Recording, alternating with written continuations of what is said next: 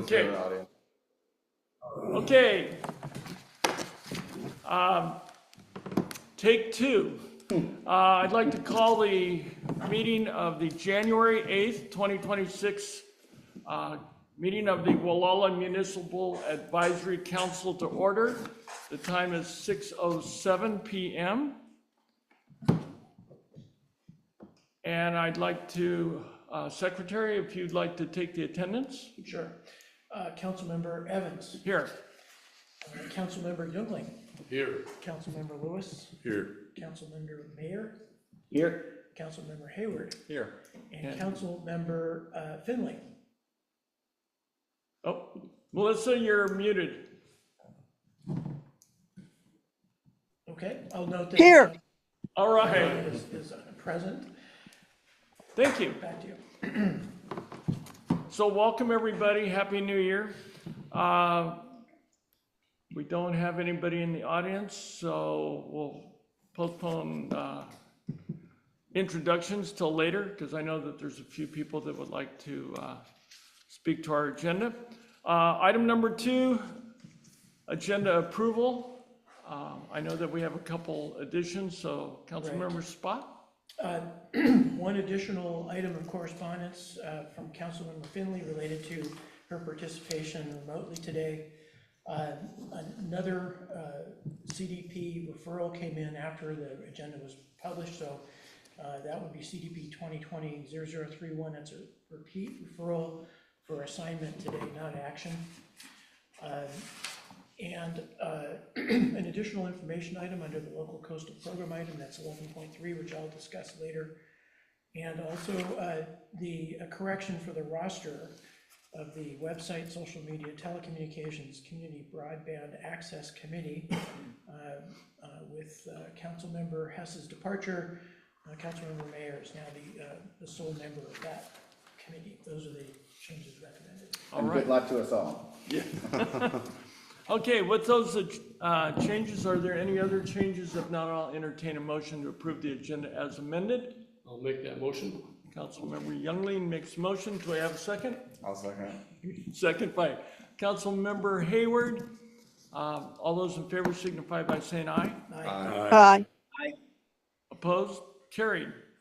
Okay, item number 3 is our GMAC annual organization.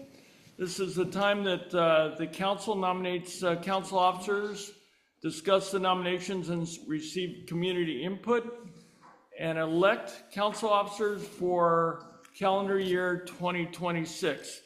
We have 4 seats that we need to fill this evening: the chair, vice chair, secretary, and treasurer. So we will start with the chair position. I would entertain any motion or any nominations for a chair for 2026. Councilmember Lewis? Nominate Councilmember Evans. Do we have a second? I second. Second by Councilmember Hayward. Any other nominations for the chair position? Hearing none, we will close that. Vice chair position.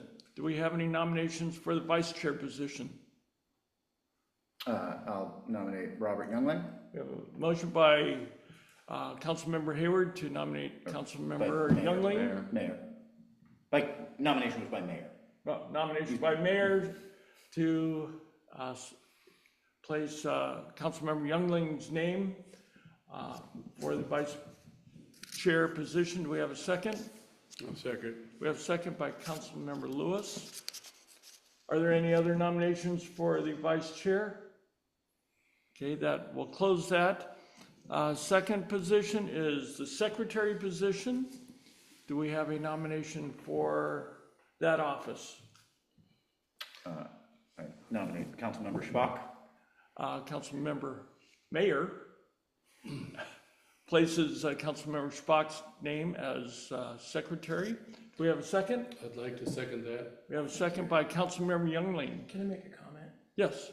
I don't covet this position. I really encourage anyone else who'd like to step up and try it. It's certainly an exciting and scintillating exercise. I know that it takes a bit of time, so that's an admission. But I just want you all to know that I'm not trying to corner this field at all. So That's why I didn't nominate you this time, because I did that last year and you gave me kind of a dirty look, so I kept my mouth shut. So I were close. But we appreciate everything you do, Dave. Are there any nominations? I think I know the answer to this. Are there any other nominations for the secretary position? Hearing none, we will close Sorry, Dave. the nominations for secretary. Just for the slow secretary, who was the second? I'm sorry. I was, Councilmember Lewis was the second. You were nominated by Councilmember, Oh, no, mayor was the nominator, and Youngling was the Second. right, but were you talking about for that or the For secretary? the secretary, That was Youngling, I think. Was the second, yeah. second, thank you, gentlemen. because he does an excellent Because you job. don't want to, okay, so. Got it. Got it? Thank you. Okay, and the third position is the treasurer. I open the nominations up for any recommendations.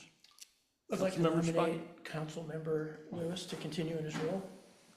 We have a motion. Do I have a second? Second. Second by Councilmember And I'll Mayor. reiterate So we have a Councilmember Spock motion by said. Councilmember Spock, a second by Councilmember Mayor to place Councilmember Lewis's name in, for consideration as the treasurer. Any other names to move forward? Hearing none. We have a slate. We can vote, since there's only one person for each position, we can vote on all 4 positions at one time if that's the council's pleasure. Sounds good. Okay, then we will take a vote. All those in favor of the slate of officers as previously discussed, signify by saying aye. Aye. Opposed? Crickets. Okay, then. Not even the cricket. Congratulations to all. Not even the crickets opposed it. Can I nominate Zach as technician instead of an officer? We want to. That's sort of my day job. Fair. Good luck to everyone, stick together. That's all. All right, congratulations to everybody. Item number 4, approval of the December 4th, 2025 regular meeting minutes. Do you want to revisit the committees at this point? We can. Would that, the council's pleasure, would you like to? Makes sense to lump it in with. Okay. As part of our reorganization is the reappointing people to the specific committees within the GMAC organization. The first one is the Bower Park Renovation Committee. We have 3 people currently listed: Councilmember Lewis, Councilmember Mayor, and Councilmember Evans. Would anybody like to withdraw from that, or would they like to stay in that position? Or Councilmember. join. All right, so No, are you you, can't do more than 3. right. So are you willing to serve next year? Yeah, sure. Or this year? Councilmember Mayor? Sure. Okay, and I will like to participate in that as well. Next one is the Caltrans SR1 Gualala Downtown Streetscape Project. We have Councilmember Mayor and Councilmember Spock currently on that committee. Do you wish to continue in that position? Yes. Yeah. Okay. The local We coast, could have one more if somebody else wants in. is there anybody else? Nope. Okay, the local coastal program and town plan update. Councilmember Spock is the one that's kind of spearheading that. Do you wish to continue that? I'll do it. Is there anyone else who would like to join Councilmember Spock in that position? No. Okay. Close that. Economic development. Councilmember Evans and Councilmember Youngling. So you wish to continue in that position? I'll continue. Okay, and I will as well. Oh, and the next one, our website, social media, telecommunications, broadband access. We have only one name, Councilmember Mayor. Do you wish to? I don't think you have much choice. Yeah, I don't feel like I have much choice. I will say I would love to have a second member of the committee. I am worried what happens if I'm not present. Okay. I feel like somebody else kind of needs to know how to do this. That I'd be happy to. Great. To help. It only makes sense. Yeah. So we can get together at some point and you can show the ropes out. Okay, so The what, documentation is so primo. what we will do is, as part of that committee, we will add Councilmember Hayward's Okay. name to that list as well. Okay, any other committees that we would like to form? I think that pretty much covers everything. I don't see Melissa, no, I don't see her adding any, so I think the list stands. So I'll take a motion by the council to approve that list as presented for 2026. Yes. A motion? Was that a motion by Melissa? Yeah, I make a motion that we accept those Okay. committees We have- as is. Excellent. Do we have a second? I'll second. Second by Councilmember Lewis. All those in favor signify by saying aye. Aye. Opposed? Thank you. Thank you for keeping me on track. No worries, it's my job. Okay, now we'll move on to item number 4, our December 4th, 2025 regular meeting minutes.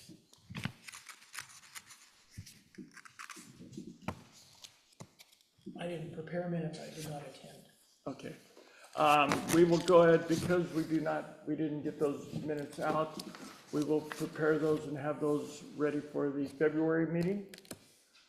So, Sorry. yes, I'm trying and failing to remember,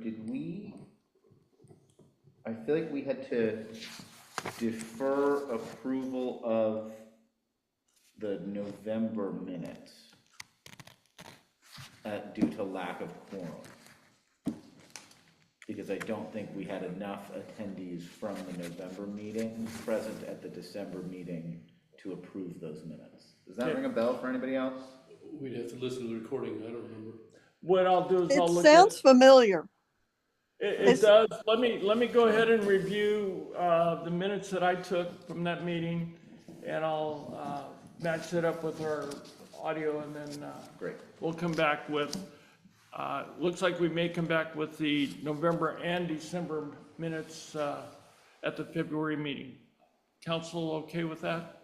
Yeah, do you want to Yes. motion to table both of those sets of minutes? That'd be great. Yeah, I don't think we have to table the November ones because they're not on the agenda anyway, which, my bad, I didn't think of it till just now. Okay. Well, I'll make a motion to table the December regular meeting minutes. Okay, we have a motion, I'll do we have a second? Second by Councilmember Hayward. All those in favor to signify the December 4th minutes to the February meeting, say aye. Aye. Opposed? Carried. Okay, you have under item number 5, correspondence and presentations. We do have the addition of the communication from Councilmember Finley regarding her attendance this evening. Are there any questions regarding our correspondence or presentations from the council? All right, hearing none, we will move on. Oh, I guess I should. Are there anyone from the online that wants to make any comments, Henry? I do not see any hands raised. Okay, we will move on to item number 6. I know that we have Deputy McNally here and Lieutenant Lee online, so it's all yours. Can you hear me? Yes, Okay, perfect. How are you guys this evening? good. Good. So I've got the December stats for you guys for 2025. There's a total of 39 calls per service in the area during that time for the Gualala area. Mhm. So there were 3 reported corridor violations, 2 unwanted subjects, 2 trespasses, 1 threats call, 1 theft, 3 suspicious activity calls reported, 1 traffic stop, 6 security checks, 1 restraining order violation. Follow-up investigations, there were 3. There was one call of a reported explosive device found in the area, 2 domestic disputes, 2 civil matters, 1 citizen assist, 2 burglaries, 1 of outside agency assist, and 4 alarm calls, and 3 911s. All right. Easy Any month. questions? Any questions from the council? Yeah, explosive device, that was the one that was safely detonated at the airport. Correct. I live right next door to the airport, and my dog was pretty upset. Right, I don't get the. I thought something bumped. It was actually, I believe it was a lot louder than they expected it to be, so it probably was having to do with the atmospheric conditions, but I'm not an expert on that. That was exciting. Yeah, and I'll just say that was, as you know, in my neighborhood, since we chatted about it while you were waiting for the Air Correct. Force to arrive. Correct. So thank you. Oh, no problem, no problem. I feel just an enormous sense of relief that went the way it went. So thank you very much for your It's diligence. my understanding, because of the history of the area, that those things become unearthed from time to time, either from construction or weather conditions. I have one comment that I would like to make. It may not be appropriate, but I'm going to make it anyway. There was a report in December, I can't remember the exact date, about ICE and their involvement with some sort of action at Cove Sul. And I want to share that I sent our deputy a quick question on that, and he confirmed that he was not aware of any activity at all. So the good thing is that there is misinformation that might be floating around there. So if there's any questions you have regarding any type of incidents like that, I would highly suggest that you contact our resident deputy, because he's on top of what's going on and he can keep us informed. And I appreciate your quick response to me on that. And we were able to communicate that to other parties that were on high alert because we were being invaded by ICE. And we wanted to squash that as quickly as possible. So I appreciate you getting back to me on that. Right, I believe what I told you was I'm not aware of anything. Right. So, yeah, I'm not, I still to this day am not aware if they were or were not in the area. I just know that we were not involved. If they Right. were, I had no idea that they were around. And I would suspect that if there was some type of activity like that, you guys would probably get a call. I'm not sure. Okay, I think it's all situational, okay. right? But anyway, yeah, so if there's anything that seems suspicious, I would highly suggest you contact our. I'm happy to answer any questions. You know, you may not get the answer you want from me. Some of you who've spoken with me before know that. Yeah. I mean, I'll tell you if I don't know something. Yeah. I'll try and get the information for you if I can. But yeah, that was a situation where I just was not aware. Yeah, Dan? The latest wire on what's going on, word on the wire about what went on there, from some people who did respond from the Mendocino County Rapid Response Team. It's not a county office, it's a private group. Rapid Response Team was a bail agency or bail enforcement people trying to collect somebody who had skipped bail. Not ICE at all, just someone misinterpreting the situation. What's that? So it wasn't ICE, it was just someone No, misinterpreting. it was not a governmental agency as such. Right. Bail bondsmen have the authority to go Right. grab people who have skipped their bail. Sometimes there's, you know, people misunderstand that for law enforcement. Because some of those guys do wear the type of uniform, if you will, or equipment that folks might believe that that's who that is. Sometimes we have the same problems with vehicle repossessions. If Okay, they don't notify ahead of time. all right. Lieutenant Lee, do you have any, well, first, Happy New Year. Happy New Year. Thank you. And do you have anything to report or add?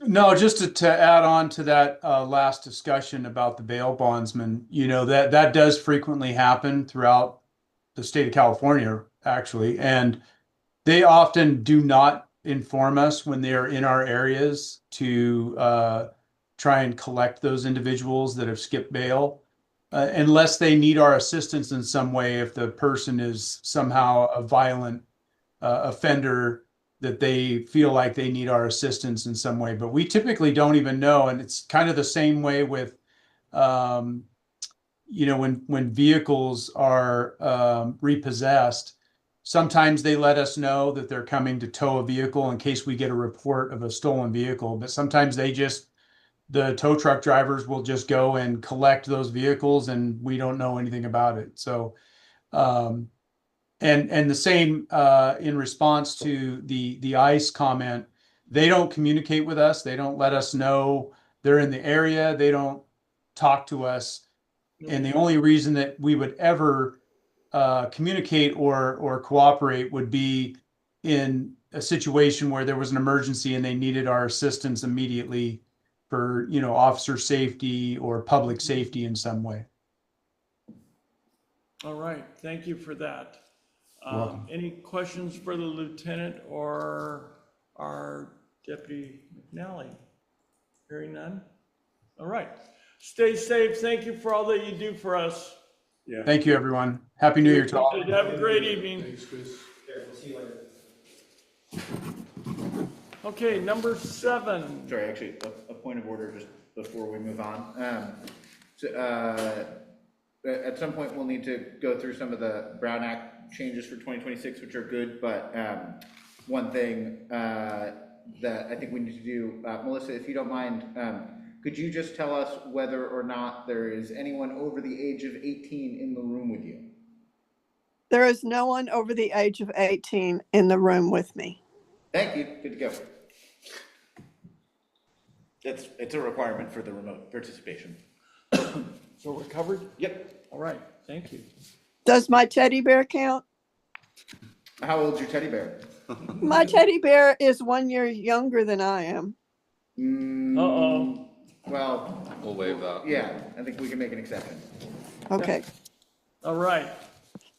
Thank you for that. Yeah, no problem. Item number 7, public comments on non-agenda items. A maximum of 3 minutes is reserved for members of the public to address the Gualala Municipal Advisory Council on items not listed on the agenda, and the total time for public input on a particular issue is limited to 20 minutes.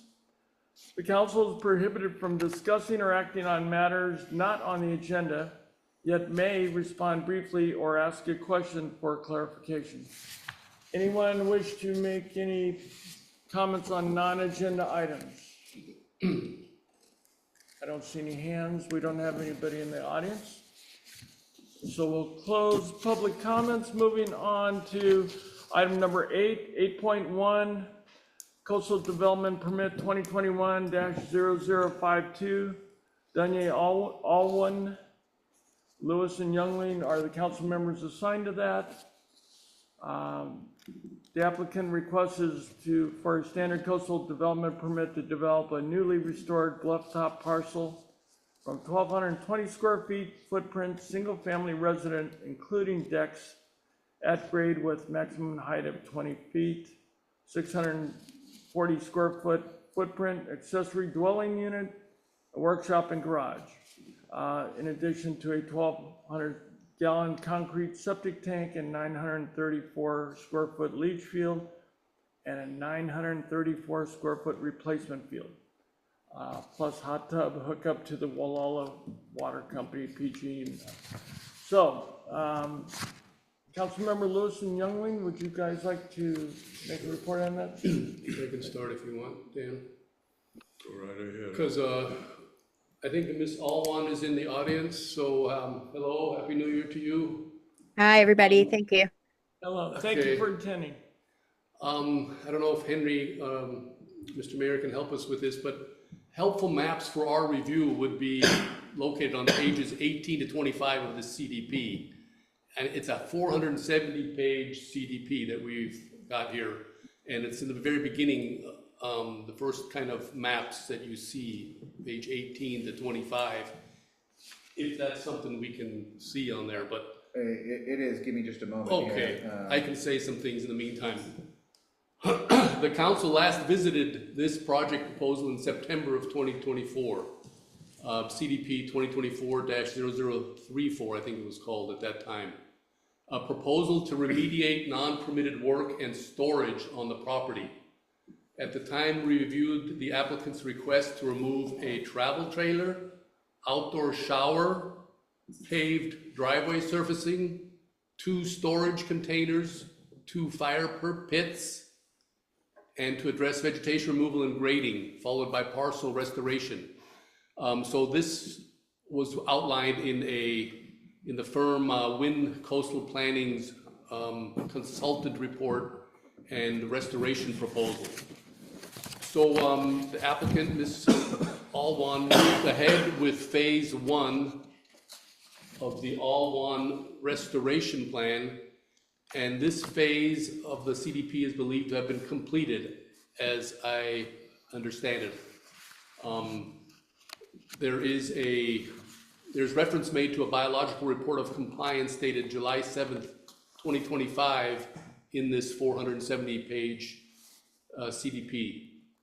And it includes, all the documents are included in this page 258 of the current CDP. The 470-page CDP shows this biological report of compliance, that all the items have been removed, that there's been restoration of the parcel. So yeah, a little bit further that's the along. adjacent property. There's keep going. It's one of these next ones here. Keep going. I think right after that picture is if you minimize it a little bit, I think then we can't really see what's going on, but that CDP is what she's looking to develop now. She's moving ahead with phase 1, or she has moved ahead with phase 1, which was the restoration plan. And now she's looking to actually do the development stage of her CDP. And as those CDP maps will show, page 18 through 25, it shows a driveway that's proposed coming off of the Highway 1 ingress-egress easement. That driveway is needed to get to her development site. There's many issues that she needs to deal with, along with respective setbacks from these different issues. There's a fertile stream, there's the coastal morning glory, the coastal lilies, there's the morning glories, there's wetlands, there's the entire site is actually a Bishop Pine forest, so she has to deal with all of these setbacks. What else can I say? Help me out where you can. There was restoration of the footprints where the storage containers were removed. All this has been completed. All the vegetation, native vegetation to be planted. Let's see, remember mentioning California coffeeberry, blue huckleberry, and some other things like that. And then, of course, the Bishop Pines. Removal of the downed Bishop Pines for mitigation. And that was the bulk of what was in the latest update that I could find. Yeah, and because of all these issues that are present on the site, there is a reduced buffer analysis that has been presented as part of the CDP. Some of the plantings that were part of the restoration plan that she just underwent are going to need to be relocated as part of this driveway proposal. All the pre-development that she did with regards to the containers, with regards to the gravel driveway that went to the building site or the development site had to be removed. So that area is proposed for the driveway to get to the site. So I think from what I can see, the applicant has taken great care to ensure that the development is located in the least impacting envelope location. If you look at one of the next maps, it will show that least impacting envelope. The parcel is divided into 1, 2, 3, 4 sections.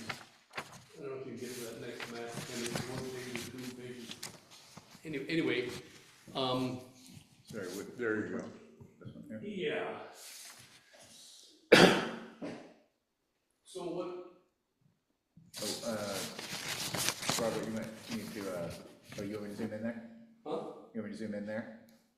No, you didn't have to, because I just wanted to show where this is the least impacting. The entire site is kind of a. Robert, sorry, one second. Zach, could you bring Mike over to Robert for me? Oh, sure. If you want me to explain this further to you guys, we've dealt with this before here. Oh, I got it. Yeah. So the driveway goes through an area where there's some kind of a drainage pattern here. I'm not sure, I'm gonna ask the applicant afterwards if she feels that there needs to be some kind of a culvert put in there. It's a very wet area, and it's the area that all the gravel was removed that she had put in there. I went to revisit the site, I couldn't find a single little piece of gravel anymore. But I think she went over and beyond restoring the parcel. In fact, she got together with PG&E, they restored a lot of area over on another part of the parcel where the overhead power lines go through. But anyway, this refers to the current proposed development refers to how these two buildings are sited. There is an alternate that's also proposed whereby the buildings would be a little bit, they would be adhere more to the setbacks, I believe, but there would be more grading involved, and it would be more difficult to design and to plan into the hillside versus sitting more on top of the ridge top here, the way she has it designed in the proposed development. So this meets as many requirements as the applicant possibly can meet. But there is a buffer analysis or a buffer reduction analysis that she has proposed. And I mean, this is an extensive CDP. This is, she's been working on it since 2021. I don't know how else you can develop something there. I think there's been some little changes as far as square footage. Did you notice that? Dan? It's as awkward a site as we're gonna come across, I think. I haven't been on here all that long, and maybe you've seen some worse ones, but this is challenging. So that's kind of what I wanted to tell you all, is that's my analysis or my review of these 470 pages of the CDP, and I'd love to hear from the applicant and see what she's gone through, what she's thinking about her project at the present time, so whatever you think. We could do that. Ms. Alwan, Yes. we'd love to hear from you. If you could give us some more information beyond what our council members have presented regarding your project. Sure. I just want to say first, thank you to Robert for going out to the site and mentioning all the work with PG&E and all the removal.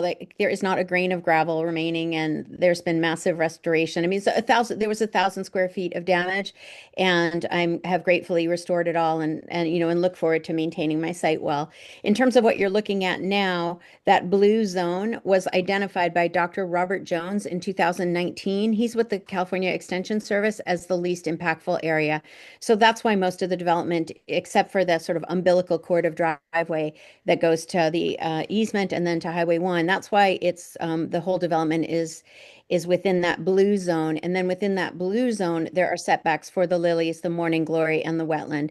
So I landed with a very narrow slice of the property that I can utilize, and it's also going to be wonderful. I'm really looking forward to this project, getting it built, and doing post building restoration again, which now I know a lot about and I'm happy to do. And I don't know if there are specific questions regarding the project, but it's been arduous. It's been a very big learning curve, and where we landed is not actually very different than I had come to the GMAC, I think maybe 3 years ago in 2023 maybe, and gotten approval for basically this project. It's only gotten more refined, and the septic locations were reorganized a little bit, I think, because of some of the setbacks. So I think there was a question about a culvert, and no, a culvert isn't needed. I'm working with the Regional Water Board, and I won't need a culvert if this driveway is approved.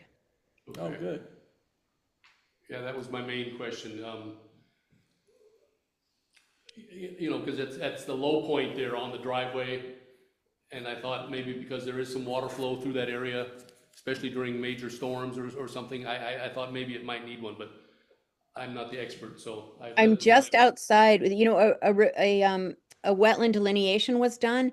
And so the wetland parameters were widened because that's a deeper look at the ephemeral stream. So it's not just makes the ephemeral stream not just a line on the site plan, it makes it, it gives it width. And so but even within that, the 100-foot setback works for this driveway, and it's exactly organized around a 50-foot setback for the lily and a 100-foot setback for the wetland. And with that, I don't need a culvert. So it's kind of like labyrinthian, but or like a puzzling effort, but it's worked. Mhm. Yeah, you don't want to get your car stuck in there in the future, so. Nope. Anyway, as I said, you've seemed to have taken great care to ensure that the development is located in the least impacting location, so kudos for that. Thank you. All right, any questions for either Councilmember Youngling or Lewis or the applicant, Ms. Alwan? Okay, then our next step is consideration and action moving forward. Public comment? Do you want to ask for public comment? Oh, sorry. That's fine. Okay. Any public comments? I didn't see any hands up. Okay. Oh, sorry, I still got the minutes. I do not see any hands for public comment. Okay, we close public comments, bring it back to the council for deliberation and action. I'll make a motion, and then I want to thank Henry for putting up those maps so we could all get a better picture of what was going on there. I'll make a motion that we make an advisory recommendation to approve CDP 2021-0052. Okay, And I'll second we that. have a second, motion by Councilmember Youngling, second by Councilmember Lewis. Any further discussion? Hearing none, all those in favor signify by aye to approve the coastal development permit. Aye. Aye. Opposed? Carried unanimously. Congratulations, Ms. Alwan. Yes. Thank you so much, everybody. I really appreciate it. I'm excited to be your neighbor. Congratulations. Good luck with it. Good luck, yeah. And just a secretarial duty, I'm attempting to maintain a fairly, a complete record of our correspondence back to Planning and Building Services. In the past, we haven't had a regular practice to make sure that the secretary gets those comments so that I can track. You know, we see these things coming back to us, but I just don't have a record of the previous correspondence. So I'm gonna request that all members, please do carbon copy me on the comment form back to PBS. So, Which is this page, right? You want to, Whatever correspondence goes back in response to an action, please carbon copy me so that I can hang on to it. So, Mr. Youngling, are you drafting that correspondence I'll with do the that. county? Okay. Want me to do it, Dan? I'll do it. Okay, thank you. Yeah, sure. All right. Thank And you you'll for, take that electronically, I presume? Oh, yeah. thank you for keeping us on track. Yeah, thanks. Remind me Okay. to get- Item number 8.2, Coastal Development Permit 2022-0021, Hassan and Deborah Ghamlouch. And the action is to discuss the proposal and determine comments, recommendations to the Mendocino County Planning and Building Services. Councilmember Youngling and Councilmember Spot, you're up. I took this one. Good. Okay. I went to it, but No, let me proceed if it's okay with you, with your permission. Could you please pull up that PDF? Yeah, this one is, This is the 0021 in the title. great, just 1 second.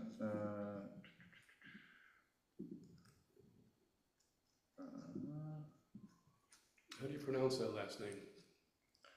I believe it's Ghamlouch. Ghamlouch? But we have Ghamlouch? the project designer, Deborah Lennox, is available, and maybe she can correct our pronunciation in a minute. But let me just, let me launch. So my interest this evening, and I'm gonna take the microphone, I've taken the liberty once again of Take that one. preparing a presentation. I'm assuming that this is available for the people on the Zoom. Yep. Okay. Yep. Okay, great. And I'll make reference, I'll describe what I'm referring to as needed. So this is a re-referral. In early '23, GMAC essentially deferred consideration because of a lack of sufficient information. And since that time, a great deal of work has been done. And I just want to touch on a couple points. Item 1 is that, well, back in '23, there were 6 observations, and the first 2 slides summarize those observations. First off, we didn't get enough information regarding compliance with ESHA buffers and plant impact mitigation. We asked for more information. We were concerned also that Caltrans had not issued an encroachment permit for access off of Highway 1. And we were also concerned about potential encroachments into the 20-foot front lot setback, which is coincident with the Highway 1 corridor preservation corridor. Next slide, please. There were 3 other observations. I'll just wait till this next slide comes up. Sorry. That's all right. So 3 other observations back in '23. We were concerned about a potential for ground disturbance in a parking area, relationship with the geological setback. This is a coastal bluff location with anticipated recession of the cliff. We were worried about the potential impacts on that area. The record at the time did not have correspondence or indication from CAL FIRE or South Coast Fire about the use of potentially flammable materials for exterior siding. And at the time, after GMAC discussion, we recommended that the applicant consider alternative energy sources to the use of propane. So that was where we were back then. Next slide, please. So this is a quick rundown on the site, just to remind everybody.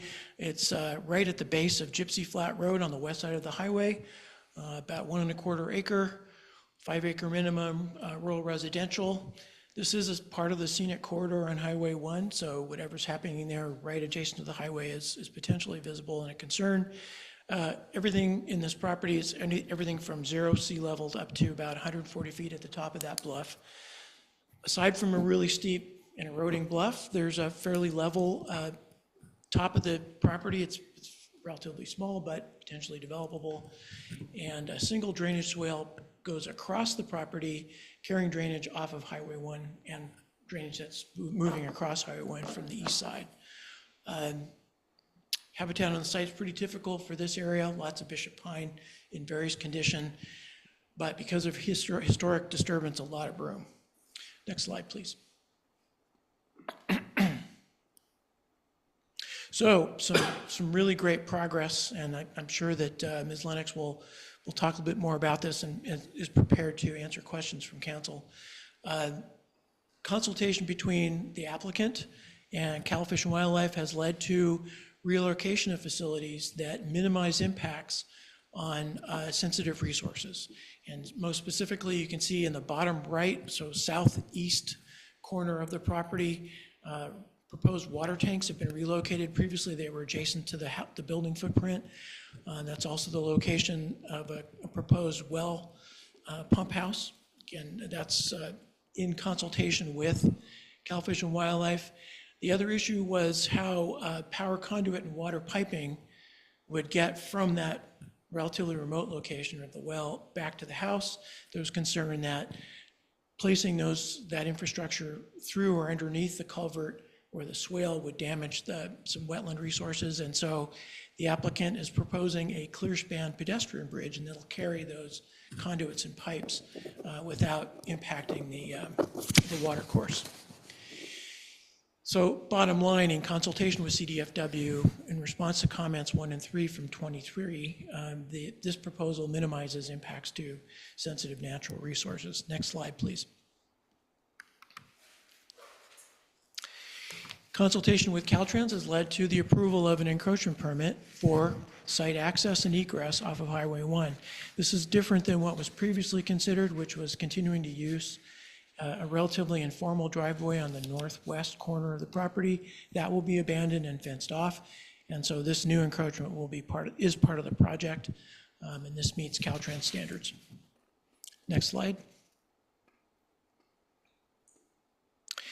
I've had a chance to talk with Ms. Lennox regarding fire safe standards. The application continues to present the use of cedar horizontal shiplap for external siding. This is a flammable material, but there are wall systems that use non-flammable materials sheathing behind that flammable material that can be approved and that meet current state code for wildland urban interface. Ms. Lennox has informed me that she's consulted with South Coast Fire District Chief Warner, and he's indicated he has no concerns about the proposed design. Next slide. So what's left from what we saw last time? There's still some elements of the project that appear to encroach upon the corridor preservation, the highway corridor preservation setback, or the 20-foot lot setback, and that's comment number 3. This would be a comment that we could potentially discuss with Ms. Lennox tonight, but ultimately we can forward that along with a recommendation to county staff for their attention. There's a question that geotechnical investigation for the house footprint did not include the location of the currently approved encroachment to Highway 1. And it did not include the current location and relocation, least impact to natural resources of the water tanks and the well pump house.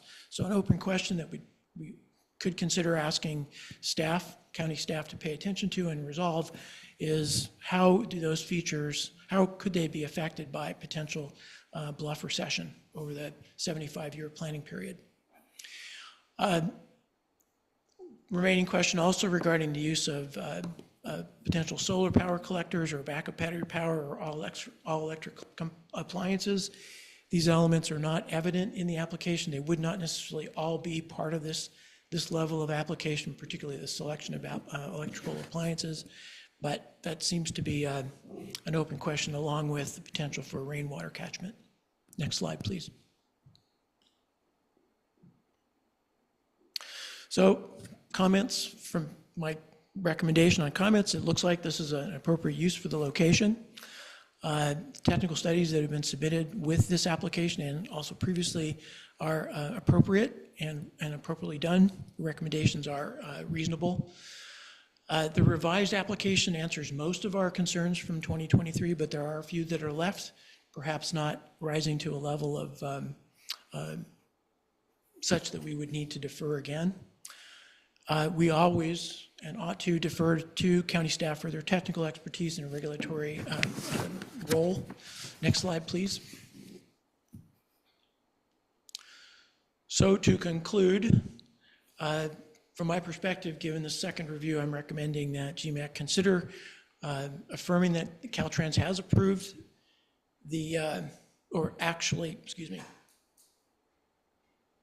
we recommend approving this application for the CDP with a few observations that county staff consider as part of the CDP action, affirming Caltrans is comfortable with the location of features that are included in the project, particularly those that are inside or appear to be inside of that corridor preservation area, that county staff also resolve apparent encroachment of the structure, water tank generator within that 20-foot front setback, that the issue of geotechnical suitability for other features be resolved, and that, again, the applicant be asked to consider alternative energy as part of the project.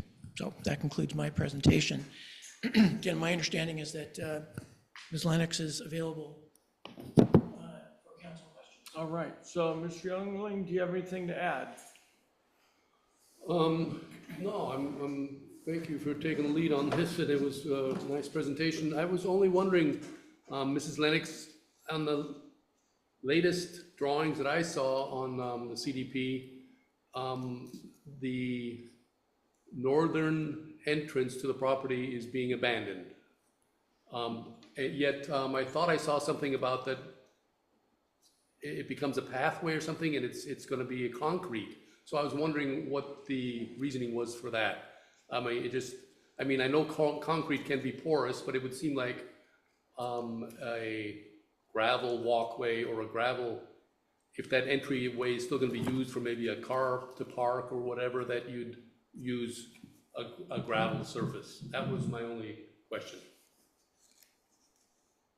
Well, thank you for referring all of this so quickly back to us. I want to thank the council members for bringing us up again. We have been, this has been a long road for the Ghamlouches. It's how you say Ghamlouch. It's Deb and Hassan, and they are also here on this call if we have questions for them. Oh, great. But I think that the previous project was an extremely challenging site, and I'm in a competition to see which site is more challenging, because this one has so many different overlapping setbacks that we've had to negotiate with all the different agencies to be able to create the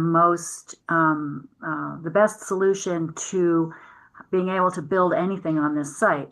And I don't need to go all the way back to the beginning, because I think most of the council members have heard this before, but originally the question was whether the house was going to be built on the north side or the south side.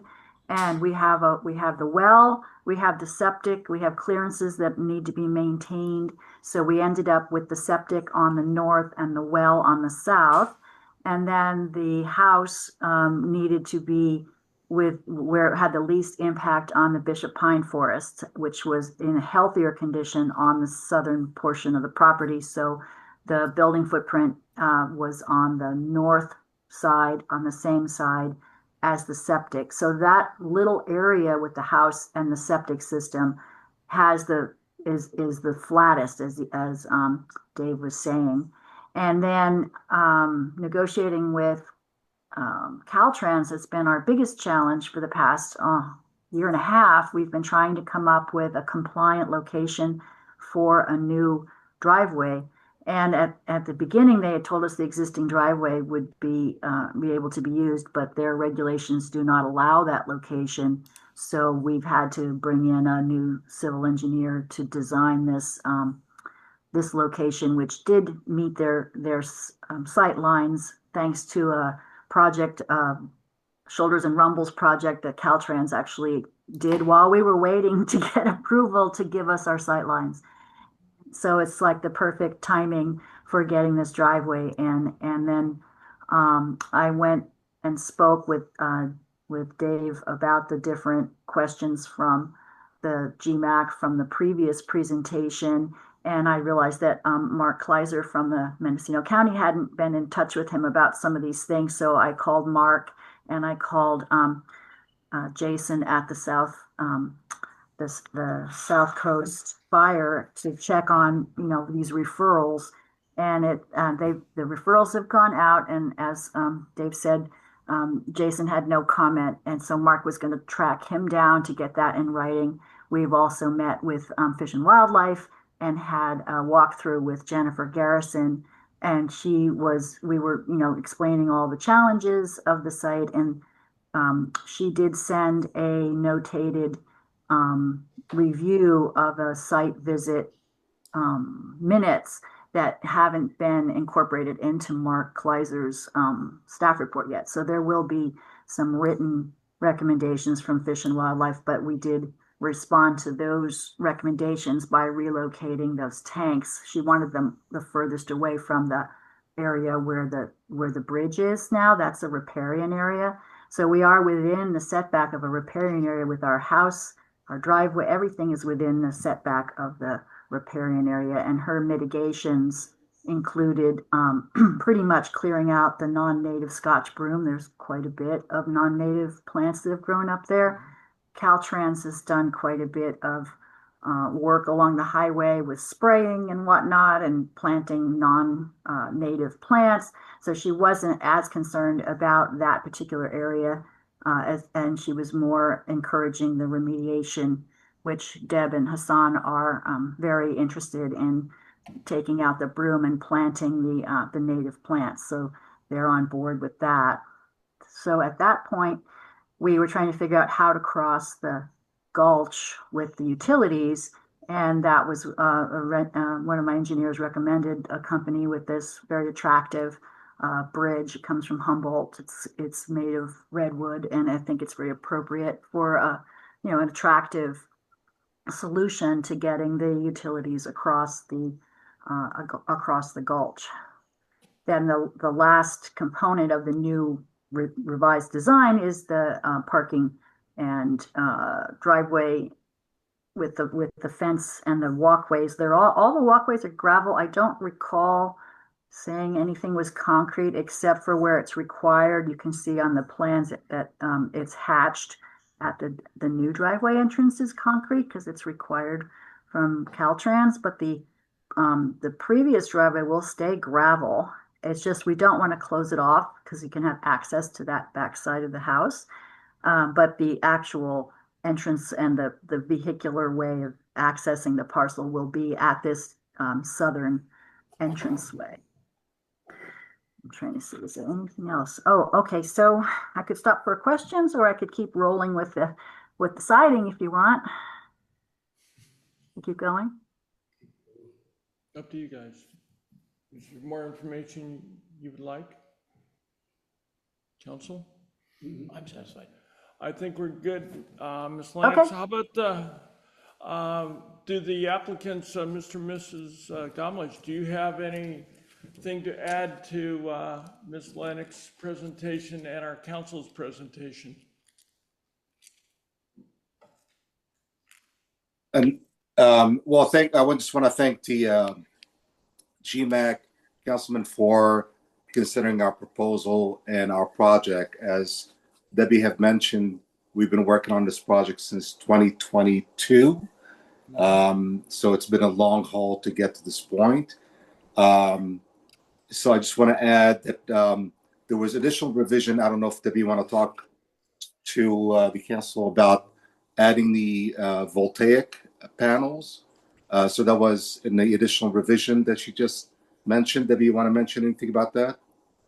Yeah, actually, I would like to mention that because that was a positive solution to one of the questions that the council had asked. The state of California requires new residences to have solar panels. So I've added solar panels to the proposed elevation. They'll be on the west side of the roof, so you won't see them from the highway. But we are going to be proposing the solar panels be added. The rainwater collection is a little trickier now that the tanks are on the far side of the property. So I'm not sure that's actually an appropriate piece of development that we need to prioritize. It's definitely something that could happen in the future, but Deb and Hassan want to plant native plants that need little water. They don't want to use a lot of water for landscaping. And when you do rainwater collection, unless you're prepared to do a big treatment system, it's pretty much for your landscaping. So that part would be something that might happen in the future, but the solar panels are definitely happening in this phase. All right. Robert? Yeah, from the initial application, I noticed you ended up going down with the square footage on the residence a little bit, right? Along with the decking.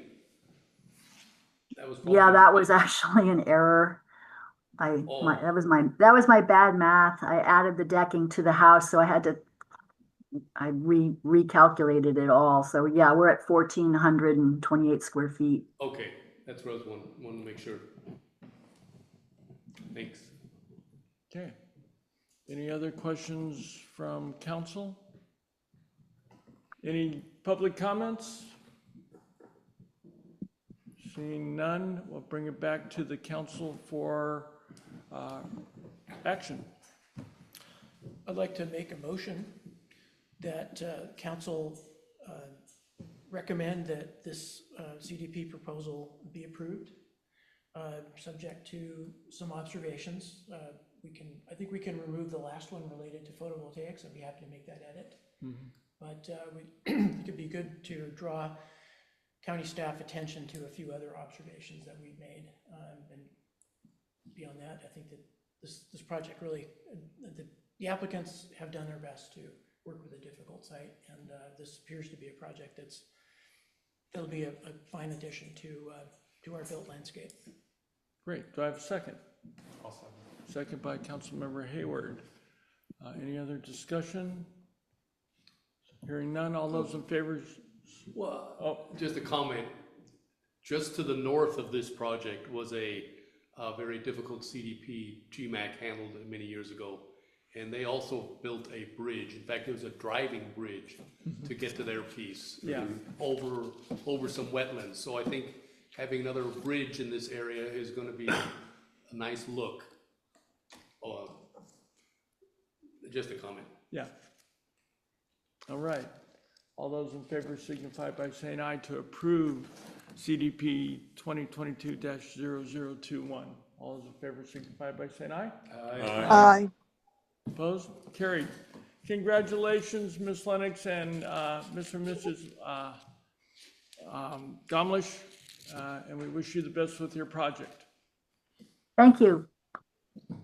Thank you.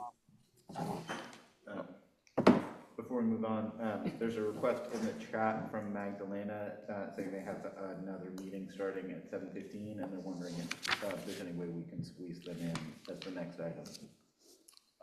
We can.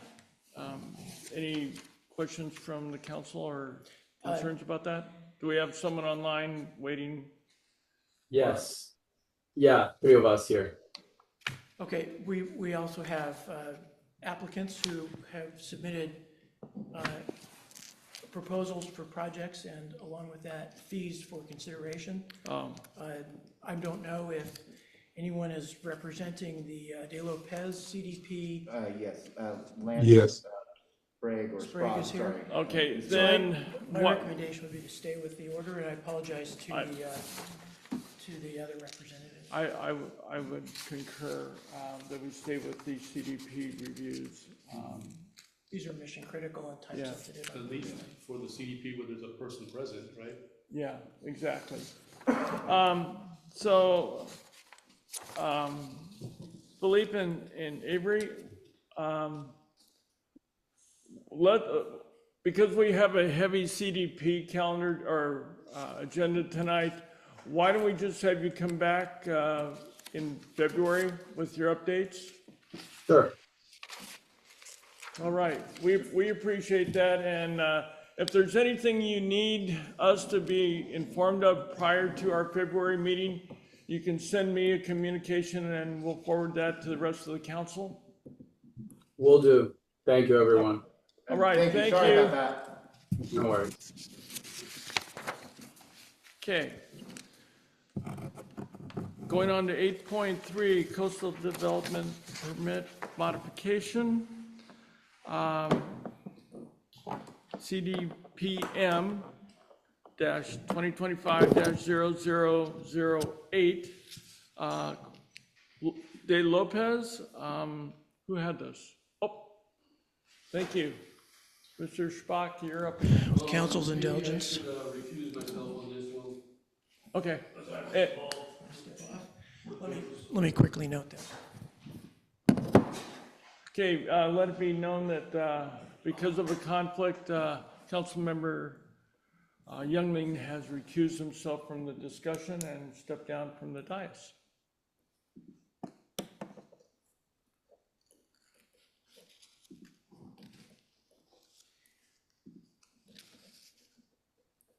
Sorry about the Oh, no worry. no delay. Okay. Thanks, Henry, for putting the next one up. Okay. So this is another application that had some history with us previously.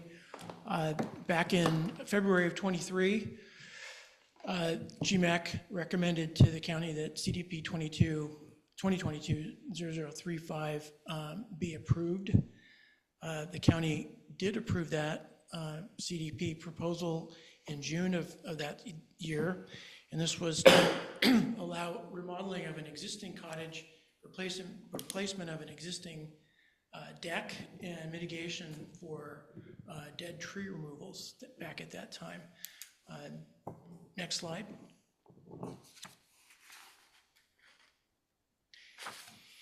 Now, in the image on the right, this is a portion of the property, again, adjacent to Highway 1, right in that tight curve I think it's just north of the propane company, right, Robert? No, South of the propane company. south, okay. This is the first curve that Caltrans just fixed. The cottage that was subject to the previous CDP can be seen in the lower right-hand portion of the image. Thank you for the cursor. That's the previous project from years ago. The current project is looking at the main house and that environs there. Essentially, that's the project that we're asked to look at today. There are a number of remodeling repairs to the exterior and interior of the house, replacement of an existing deck that's at the end of its lifespan, and then the enclosure of a small area, existing paved area in the lower right-hand, lower corner of the house. Again, it's all the proposed improvements are on existing developed footprint. There won't be any new ground disturbance. Next slide, please.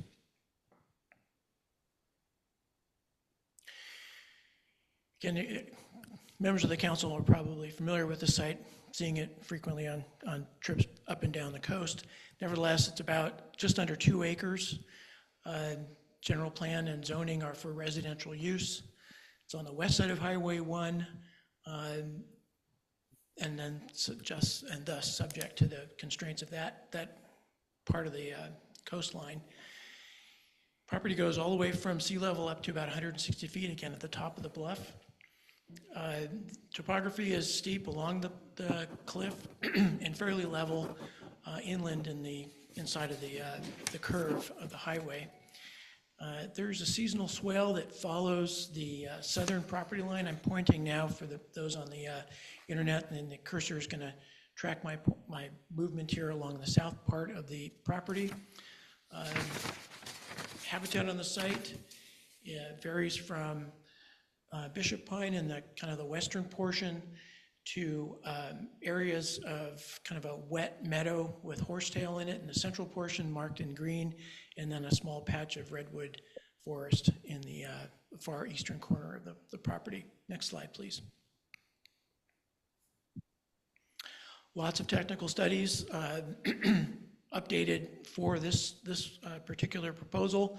We've got documentation regarding environmental sensitive habitat area effects and a determination letter, progress on from the previous approval on site vegetation and Bishop Pine remediation, as well as the previous biological resources and ESHA analysis from 2022.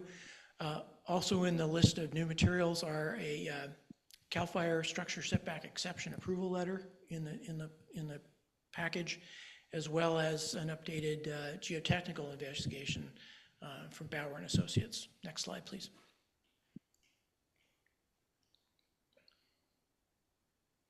So conclusions from the technical study, as well in my discussions with county staff, the proposed house and repairs remodeling will not affect existing vegetation or habitats. All the development or redevelopment, essentially, the work will happen on existing disturbed building footprint. The existing house location is outside of the projected bluff retreat zone, and that zone being determined and applicable within the development period of 75 years.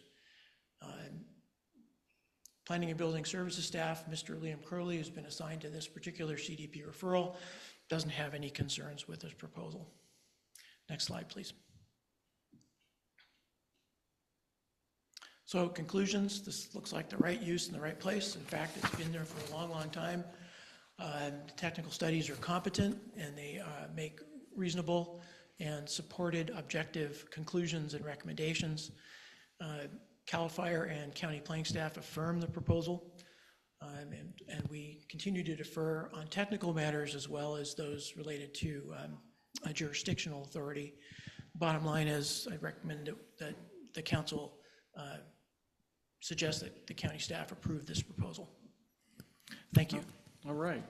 Any questions for Mr. Schlock before we move to Ms. De Lopez or anyone else who is here that would like to speak on behalf of this project? Anything from the council? Ms. De Lopez? Is she? She's not here. Oh, okay. Well, would you please, because we can't see your name on there, can you please identify yourself and, go ahead and speak to the project? I'm the building designer. My name is Lance Sprague. And I'm here to answer any questions. I don't have anything specific to tell you about. It's pretty simple project, pretty straightforward. All right. Any questions from council? I think. None for me. The submittal is really quite complete. I think you did a really nice presentation. Any comments from the public, Henry? Not that I see. Okay, we'll bring it back to the council for discussion or action. I'd like to move that we recommend the county approve this CDP proposal. All right. We have a motion by Councilmember Spock to approve CDPM 2025-0008. Do I have a second? I'll second. We have a second by Councilmember Hayward. All those in favor signify by saying aye. Aye. Aye. Aye. Opposed? Carried, and we have one abstention from Mr. Youngman because he recused himself. All right. Thank you very much for attending, Mr. Sprague. And thank you for your project. Yes, thank you. I'll let Ms. Lopez know. Great, thank you very so much. All right, bye-bye. Great submittal. Okay. Hey, you're up again. It's been a busy time. Okay, 8.4, Coastal Development Permit 2025-0028, Tamara and Dean Weber. We have another show for this one. Yeah, give me just 1 second. No worries. I appreciate you doing it, Henry. Yeah, no problem. Wait, no, that's not the right one. Oh, it is.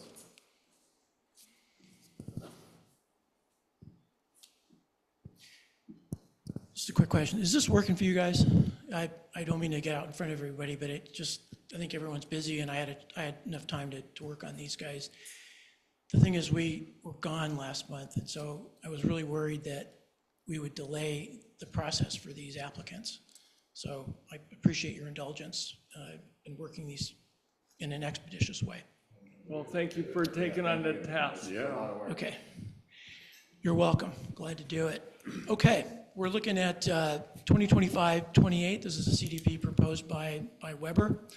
The project will authorize emergency repairs that were essentially enabled by an emergency permit to repair a septic system that failed. There are 3 cabins on this site. I'm not going to read the slide, but I'll just draw your attention to the image on the right side of this slide. This is an existing development. These are all fairly old properties, buildings, but they're numbered here 1, 2, and 3 along what is the kind of the east side of this property. Been in place for, again, decades. The repairs to the septic system consist of a new septic tank to replace a cesspit. We all know that that's a pretty defunct methodology, but it's time to replace it. There are going to be new risers to enable proper maintenance of an existing septic tank that serves the first house. It's the southern house here. And a new effluent pump, tank, and engineered mound disposal system to serve all 3 houses. So essentially, this entire sewage disposal system is being modernized, has been modernized in order to deal with an emergency and to avoid impacts to the environment. Next slide, please. Sorry, a quick question. Sure. I'm not familiar. What is an engineered mound disposal system? Okay. Engineered is a characterization that this is a specially designed septic disposal system that requires specific design above the ground surface. So the characteristics at this site are limited, either geologically, not enough soil, not enough slope, not enough opportunity, or an attempt to avoid further surface disturbance. And so the applicants have chosen, and this county has approved essentially, the use of a system that's built atop native ground level that essentially is used to dispose of effluent coming out of treatment tanks. So it's basically an alternative to a leach field. Yes, and it's substantially more complicated. It requires more infrastructure. In this case, active pumping is going to be a part of it.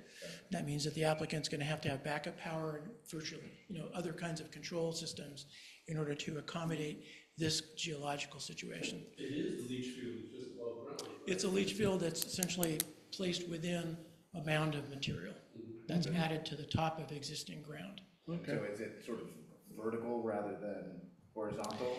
Well, it's all horizontal. So I'm going to point at the image here on the right for those who can't see it, and thanks for following me with the cursor. Essentially, looking at the site plan, you can see the three buildings, numbered 1, 2, and 3, and then a conduit system that collects and ultimately transfers effluent after being treated in septic tanks to two oval shapes in plan view. These are essentially moving to the left. These are mounds of dirt and material, combination of dirt and gravels, that are placed above existing ground. The effluent disposal lines are placed above ground, but in this profile of material.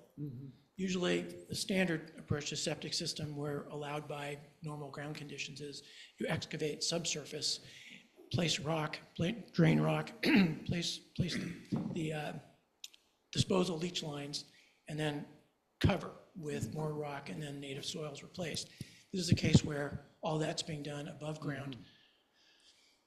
That's how that works. It's still a horizontal feature. The height of the mound is modest. What happens over time typically is these will be hydroseeded, and native grasses can essentially colonize that surface. You don't want to have trees do it because that will introduce a maintenance problem. But otherwise, these things become essentially grassy mounds after a period of time. Thank you. Yeah, you're welcome. Is this the type of a system that would be permitted as an alternative septic system and need to be inspected and reported quarterly and so forth? I'm not familiar, Councilmember Lewis, with the kind of the inspection regime for this type. I don't know the answer to that. It's a good question. My sense is that these probably don't require any additional kind of monitoring by the county, but they do require a greater level of monitoring and maintenance by the owner because of the mechanized aspects to it. And there are some systems that are so specialized or specially engineered that do require monitoring by the county. Trust me, I have one. There are some. You have one? Oh, yeah. Okay. Okay, so you know better than I, so you're asking me the leading question. But Thanks a lot. It's not like this. But I have a I don't have an question. answer, but perhaps the project applicant can answer that question. Dave, I think Melissa has a question. I have a quick question. Yeah, go ahead. It says it's replacing a cesspit. Do you mean an open cesspit? No, the cesspit's an old technology. Essentially, it's a hole dug in the ground whereby effluent coming out of a septic tank is essentially dumped into. That's the leaching disposal device. But it's not open. No, generally cesspits are not open. Okay. Ugh. But in this case, something about it failed in probably in a way that we don't want to talk about too much. Shall I move on? Yes. Okay, next slide, please. Does it say anywhere on the information you reviewed for how many bedrooms it's designed? Yeah, the system's designed to accommodate the existing developed circumstance. The structures, cabin 1 has 2 bedrooms, cabin 2 has 1 bedroom, and cabin 3 has 1 bedroom. So Yeah. 4. But again, it's designed to accommodate this. The capacity of the system would not accommodate additional development. Next slide, please. Okay, more history. The failure occurred last year. And again, the big risk is for these leachates to become released into the environment, either surface release or even groundwater contamination. So this essentially is an inventory of where things went wrong. I don't know if you guys want me to read it all to you, but there it is. So it ran the gamut from root intrusion to full failure, where tanks filled up with material, or you had full failure of a leach field or a leach pit. Next slide, please. Sorry, do we want to just call out? These two? It does say. Sure. That part of it was also improper installation. Yep, the history of these features goes back a ways, several decades, and so again, not quite beyond reproach, but there was nothing we're going to be able to do about it. The bottom line is the system has failed, or had failed, and the applicant moved, I think, expeditiously, and the county accommodated their remediation of the problem. So essentially what we have before us is a complete authorization under the Coastal Development Act to acknowledge and formalize the ground disturbing work that was done. So out of the referral, you can see some images here, a topo map on the right that shows the site's fairly level, although it does taper off in the south. And get an aerial view that shows the extent of developed area kind of in the north west portion, and then relative forest canopy, kind of an open canopy, likely second growth forest on the site. The site's about 8.5 acres. The use complies with general plan and zoning. This is not in the coastal viewshed, so it's about, by the crow fly, about a quarter mile away from Highway 1, but you go up Fish Rock and then come in a driveway. There's essentially, this site is not visible from the highway, and so not a scenic issue. Elevation is 400 to 480 feet, pretty sloping, nearly level, and as I mentioned, mixed vegetation. The open area, I think, is probably kind of overrun with invasive grasses. Next slide, please. So again, this has been the problem was evaluated by a local septic system contractor. This is essentially an example of the conclusions. And I'm drawing your attention to the words fail in both the treatment system inspection report and drainage observations. There were 3 of these reports, 1 for each of the houses, all coming to similar conclusions. Next slide, please. So this is a situation where the houses are legal, non-conforming. They've been there for decades. The use is, however, in conformance with the zoning and general plan. The proposed sewage disposal system, when it was installed, did not remove trees or disturb existing tree roots. It was done in a sensitive way. The construction occurred within a previously disturbed area, as you can see by this aerial. And if you recall the general location of the improvements, if you were in the kind of the open area, grassland area. And ultimately, the intent of the project was to improve an emergency situation to avoid contamination, either ground surface or groundwater. Next slide, please. This is the kind of proposal that, again, appears to comply with the intent of the general plan and the zoning district and local coastal plan. The septic system inspections were done in a manner that is generally accepted as professional standard of care. We do defer to county staff for their technical expertise and their legal jurisdiction, but ultimately my recommendation to the council is that we approve this application.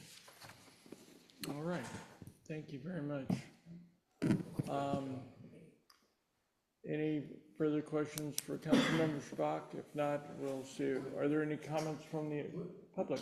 The only question was, I was looking for, No, go ahead. see if there was, who designed the new system? Was it, I'm looking at the CDP real quick here, and I just thought, it was more likely professionally designed, I would think. Yeah, there's the sheet that has the plan and elevation views does have I think it has a wet stamp, professional on it. I had to clip that for the presentation. But yes, this was a professionally designed system, and it has been approved by the county. Okay, because those inspection reports that you showed was just an inspection of the septic system, but. Correct. Near the beginning, I think at the second slide of the show, showed the two plan view and section views. Those were all done by a competent and appropriate professional. Great. Good. Any other questions from council? If not, I would entertain a motion to either approve or reject this CDP. Anything from public? I think we did. Oh, okay. There was nobody from the public right here. Oh, okay. I didn't think so. I don't see any hands. Yeah. I want to make a motion that we approve CDP 2025-0028. I'll second. We have a motion by Councilmember Hayward, second by Councilmember Mayer. Any further discussion? Hearing none, all those in favor signify by saying aye. Aye. Aye. Opposed? Carried. Thank you. Thank you. Thank you. You bet. I guess you're up again. It's been great. Yeah. Well, Again, well, you guys don't mind. we'll have to Oak engineering. I was just concerned that we kind of moved this stuff along because we started for a month and we got behind schedule. I'm hoping I don't have to do this much more. 31, is that right? Yes. Next one up, yeah, this is the boundary line adjustment. Move. And Mr. Bassan, who's the applicant, is on Zoom, so Okay, we'll be good. able to direct questions to him. All right, this is minor boundary line adjustment 2025-0031. This site's located north of the Gualala Village, essentially along the southern portion of the Old Coast Highway. And it's a request to reconfigure some boundary lines between three parcels. And the intent is to increase side setbacks for two adjacent developed parcels while maintaining a coastal access corridor for the contributing parcel. We're kind of behind the eight ball on this one. Comments were due on the first of the year. So here we are. Let's move on to the next slide, please. Three properties as shown in the image on the right in crosshatch. I'm just going to use my hand to indicate what the properties are. The contributing property is a combination of this large, what you call it, trapezoid, north of Old Coast Highway, and the center portion of the crosshatched area south of Old Coast Highway. The two other properties, the receiving sites, are these shown on either side of that central portion. Again, between Old Coast Highway and the shore. Total area of the properties, 3.43 of the contributing property, 0.55 acres, and 1.07 acres of the receiving properties. This is a residential zone. Again, just for orientation, this is toward the end of Old Coast Highway as you head south from its intersection with Highway 1. That's a dead end there. Elevation is from 0 to about 80 feet at the top of that coastal terrace. Really steep bluff, but fairly moderate slope up at the top, which is where the two houses are located. Both of the receiving properties are single-family residences. The sites are completely developed, and habitat on the site is pretty heavily modified coastal terrace habitat. Next slide, please. You can see in the image here, this is again the submittal from the designer, Mr. Franz, who's the applicant. Three properties on the left grouping are the existing configuration. Parcel 1, the contributing property, has a fairly large kind of panhandle, central panhandle that goes across the Old Coast Highway, providing a frontage on the coast. The reconfiguration would move two 50-foot corridors out of that central kind of panhandle area and allocate them to the two adjacent developed properties. The benefit there, of course, is that increasing those side setbacks while maintaining that coastal access panhandle. That's the kind of the long story short of this proposal. There is no development included in the proposal, nor anticipated subsequent to this, at least prima facie. Next slide, please. All three property owners have signed the application, which indicates that everyone's on board with this reconfiguration. The adjustment would increase the size of the small slot, which is about a half acre, which is great. It would get it closer to that 1 acre variable minimum, which is obviously desirable. The contributing property would still exceed that 1 acre minimum variable density. So we've got building site, the remnant property on the contributing site is still meeting that minimum building site requirement. Next slide, please. So we defer to the county's expertise in this matter, as well as their jurisdiction.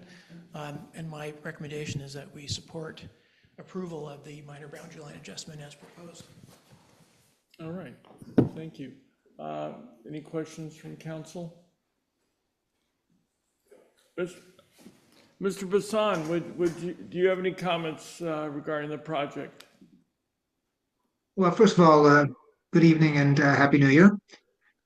Happy New Year. I have one thing to say, which is this line adjustment is not a precursor to development, just the opposite. Purpose was that the three of us all chose to want to keep it in its natural state with the area now. That's the purpose of the boundary line adjustment. Mm-hmm. So it'll just stay in its current natural wooded state. Oh, great. That's, unless someone has questions, that's all I really need to say. All right, any questions from council? Any comments from the public? Seeing none? Okay, I'll bring it back to the council for deliberation and action. I would move the recommended motion from Dave's presentation for approval.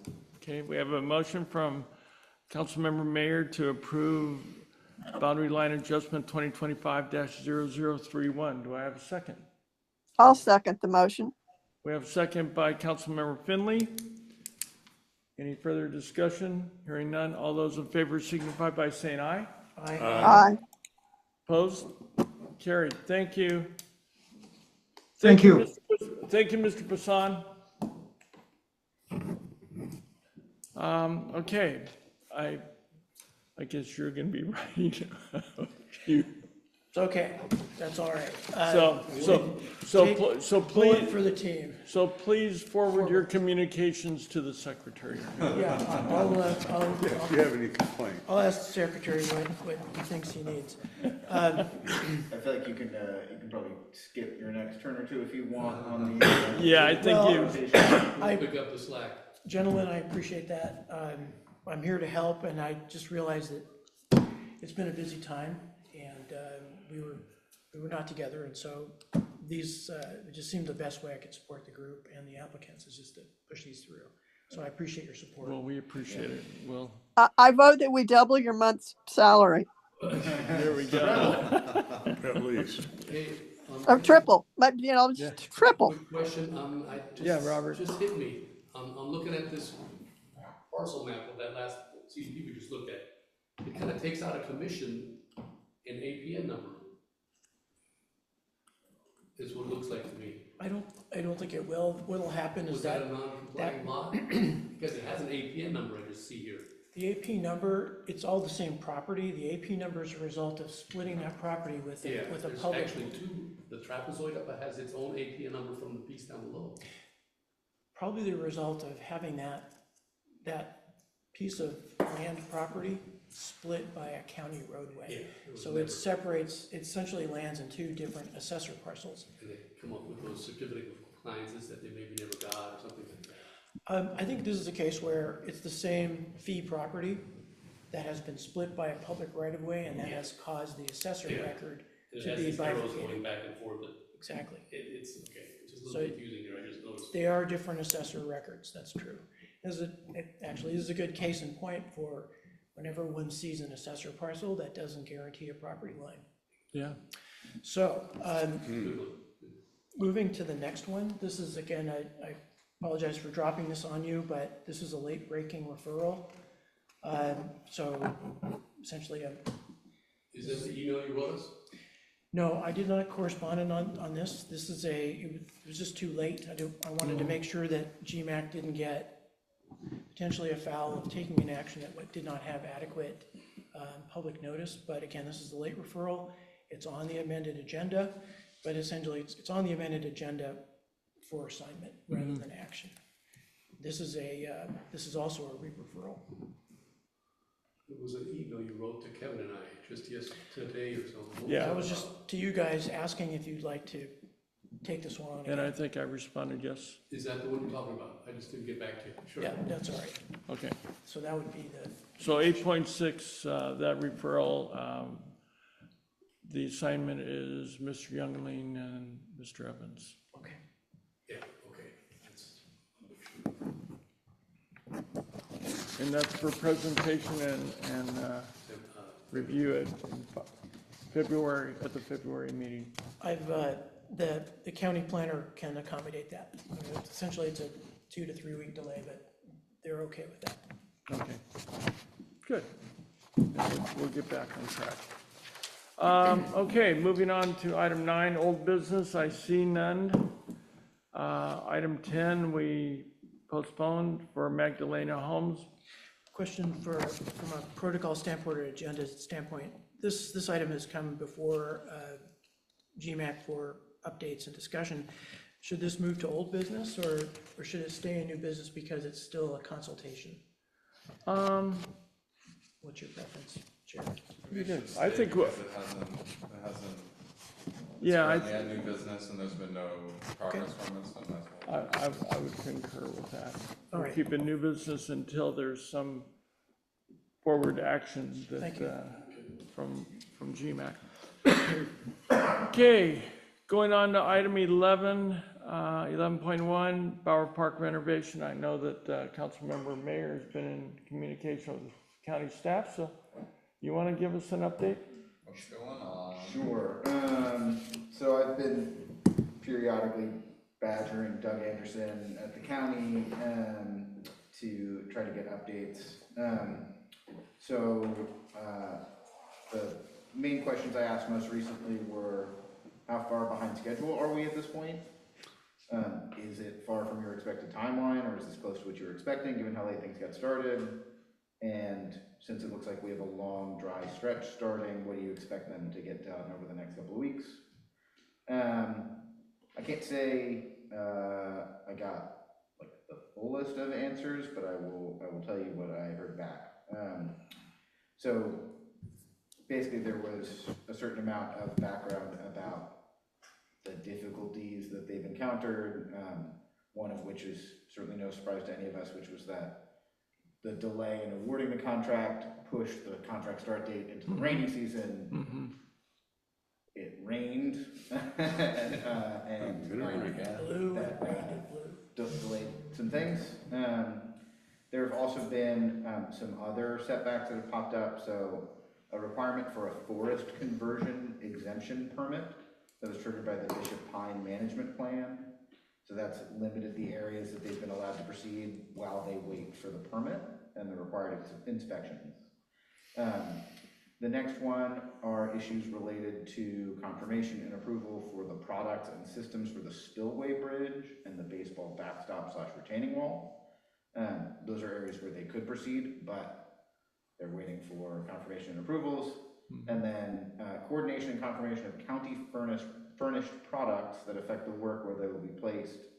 basically they're bound by procurement and competitive bidding guidelines. And so some of the details that the contractor needs aren't immediately available as they go through that process. Is what it is. So he told me the contractor will be remobilizing on Monday, hopefully with much of the above issues resolved or in progress, which I will note the gap between those two concepts, and ramping up production as weather permits. I will also note it seems like weather should permit for the immediate future quite a bit of work if they can get on it, because it looks like we've got a dry stretch. There were a couple of added notes. So basically, you know, to go back to my original questions, like how far behind schedule are we? Not really a detail on that. Was this what you were expecting? I will say, he said, since we awarded the contract back in October, I've been hopeful we could complete the project prior to the end of the grant performance period. And it remains likely that we can meet that schedule if the weather cooperates. That was a big if. So that sort of answers that. No answer on what we'll get done over the next couple of weeks, but hopefully when they reconvene on Monday, we'll get an update on that. But there is a bit of good news stuff to the end of that communication, which is that we did receive an extension of the performance period of the grant from State Parks. Yeah. So any delays that do come in are not going to jeopardize the grant funding, even if it goes beyond June 3rd. So that's the biggest piece of good news. Yeah. Everything else, I would love to see more, but at least it's not, we're not coming to a make or break point. Right. Like we feared we would. Yeah, because it's a race against time, so that's the biggest. Yeah. Most important thing. So now it's just, hey, it's Now that, pretty sad not to have a park come spring and summer. That is a real consideration, but at least it's not, we're gonna lose the project. So when's it going to be open? That's a great question. I wish I could answer it. I will, as soon as I find out, I will report back to the council. can you check with Mr. Anderson, or I can, as far as their schedule, will they be able to at least have the baseball field component completed in time for them to start their season?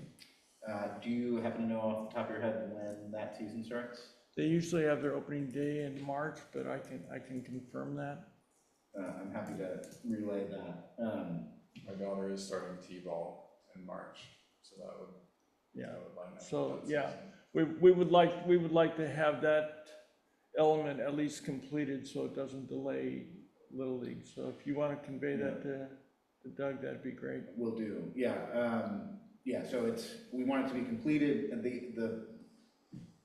the difficulty that I foresee is it's not just that the field has to be completed, it's that people have to be able to get into the field. It has to be, you know, I mean, they fence stuff off for reasons. So I would imagine that would necessitate further fencing to separate the area, and then just all the parking lot stuff. So I will tell him that is a priority, and ask what his expectations are. But I feel like the baseball field work is probably is you know, whether it's the majority or not, I don't know, but it's certainly not the entire question. Right. I think at least for us to register that concern, that we would like to have it not impact this year's Little League schedule. As Chair Evans knows, there's usually a maintenance period for new turf. Are they doing new turf out there? They're reseeding. They're reseeding. That's in the plan, and it's in the project, is to reseed the turf. Contract term. So right. So just two observations. One is, even when it's not raining, that ground is super saturated. Right. And it's going to be super saturated for weeks, if not longer, until air temperatures come up substantially. And then we will have to deal with maintenance period requirements. That's good for the taxpayer to get the facilities maintained properly and burned in. And then ultimately, Councilmember Mayor, you're absolutely right that it is really tricky to open portions of a facility for contractors dealing with liability, for the county to deal with liability issues. So there's a bunch of confounding elements here. But I think that the key of the question is, what's the go, no go? You know, when could access be provided, given that there's so many moving parts, all of which are crucial for a successful project? And the earlier we get noticed, the earlier the Little League can make alternative plans. Yeah. And the other thing that we can do too, in communication with the Little League, we can find out, we don't have to accommodate their practice schedule, but it would be nice to be able to accommodate their regular league schedule, their league games. So that in many cases, that will bump it back to like an April start date. So we can find out from the Little League more on their timeline, but yeah, I think that whatever we can do to kind of be able to allow the Little League to get back in the field, the better. So, do you mind checking for me on those 2 dates? I will do Open that. Day and game day, first game day, and then I'll message Doug, and the notes I took, it's conveying those 2 dates, informing them that this is a community priority, asking when does he think that access can be provided, and very importantly, when will we know about that activity. Did I miss anything? That's really the key, is when does he think he can know? Yeah. Because he's not gonna know today. Yeah, exactly. Well, he might know today, he might be able to say, no, it's not gonna happen. There'll be a, you know, Yeah. 10-yard Exactly. error bar. Yeah. What was that? There'll be Yeah. a 10-yard error bar. Yeah, exactly, yeah. So, But at least that way we have word back to the league that yes, you have to look for an alternative site or not. Yeah. And I guess the sooner the better. Yep. If in fact we can't get in the park because of liability, then we need to let the Little League know right away. Yeah, I'll send that along as soon as I get those dates, or if you run into any trouble, let me know, and I'll just send it in place with the dates. Do the actual games happen on the weekends? Yeah.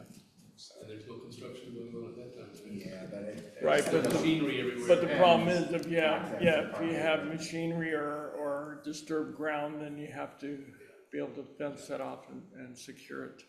I think it's the smart bet to assume that it's not gonna happen. Yeah, that's. And I think rather than, I mean, both, but like, yes, let's see if we can get that, you know, as a clear priority, disseminate to the contractor, but, you know, outside of Little League and, you know, will it or will it not be accessible for that specifically, it would be nice at some point to get some kind of a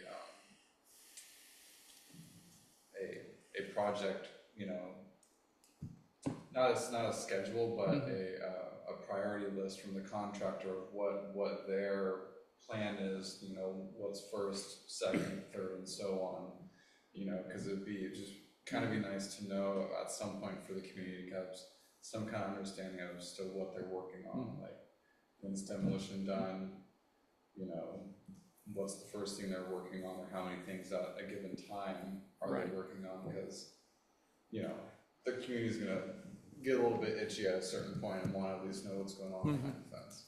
Yeah, so, I have been nudging to try to get a sense of timeline, in part just because I think we all want to know, and in part because the more that gets put down on paper, the more pressure the contractor will feel to try to get close to those timeline aspects. I'm sympathetic as long as they're waiting on the county with their reluctance to formalize any of that. Sure. But I'm hoping that as some of this stuff gets resolved, that then I can keep nudging and get a little bit more. And if it doesn't get resolved soon, then instead I'm gonna badger the county on, why are you delaying this? Get your act together. Right. So I appreciate your yeah, I'll try to keep on it in between meetings and have an update in February.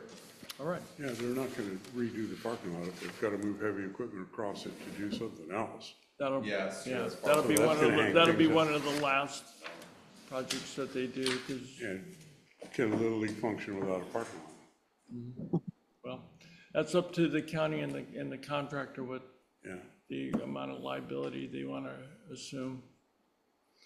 Okay, anything else regarding Bower Park? Hearing none. Dave and Henry, do you have a report on the streetscape? Have anything? I have some stuff to offer. Okay, then you have something? Well, no, I was just gonna make sure that Robert recused himself. Thank you. Okay, you're up. Under 11.2, Caltrans SR1 Gualala Downtown Streetscape Project. Is that the one? Okay, oh, good. Sorry. 3 items. The appeal of the Mendocino County CDP will be heard during the upcoming Coastal Commission meeting hearings on February 4th, 5th, and 6th. So the agenda will be finalized this month, and at that point we'll know which day and what time, or at least time frame. Written comments can be submitted to the Coastal Commission or the Coastal Commission North District. You go to the website, find contacts there. Verbal comments at the hearing will be allowed, but for those who want to offer verbal comments, you'll have to fill out a speaker request form by 5 o'clock the day before the hearing date. So it's going to require some monitoring on stakeholders' part to just keep up with that. But it's moving forward. In December, the California Transportation Commission approved the resolution of necessity for the needed right-of-way to implement the project. This step will allow site control to complete the final design milestone this summer. And that will be followed by construction bid solicitation, construction contracting, and construction start this year. The eminent domain and right-of-way purchases will proceed on a separate timeframe. So essentially that resolution of necessity splits the property purchases away from project implementation. Dave, could you move the mic a little closer? Sure. Do I need to say that again, or? No, I think it was probably just quiet first. All right. Last up is that Mendocino County and Caltrans have made progress and continue to work on the landscape maintenance agreement. So their staff recounted to me that they're kind of dealing now with, nuts and bolts and just kind of toggling the variables in, tightening everything down. However, the agencies are going to defer execution of that agreement until after the Coastal Commission has rendered an action on the appeal. That's what I have on that. So any questions for Councilmember? Yes, you on your option 2 of leaving a comment to the Coastal Commission, could you send a message to all the members giving a link where to make these comments? I can do that. I appreciate it. Question, and I don't know if you can answer it. So it's going to the appeal of the Coastal Commission. When the Coastal Commission renders their decision, does that finalize the appeal process, or does the appellant still have other avenues that they can go ahead and appeal to? That's the end of the administrative process under the Coastal Act. Okay. And so from that point, my guess, I'm just going to guess, so disclosure, and I'm not an attorney and I'm not entirely familiar with Coastal Act or litigation processes thereof, but my guess is there is probably a litigation pathway available after the administrative process has been exhausted. Okay. Yeah, I can say it's from some of the language in the appeals, both to the board and to the Coastal Commission. The appellant has brought up the concept that some of this constitutes a takings. And then at that point, if that's the path that the appellant would like to pursue, then that would be the basis for litigation. For further appeal. As I understand it. I don't know. Yeah, there is, the right-of-way acquisition will go through the eminent domain process, which includes court time. That's resolved in court. The takings challenge or damage challenges would be heard as part of the eminent domain action. Whether or not the appellant chooses to litigate the actual project approval, the coastal development permit is a separate issue.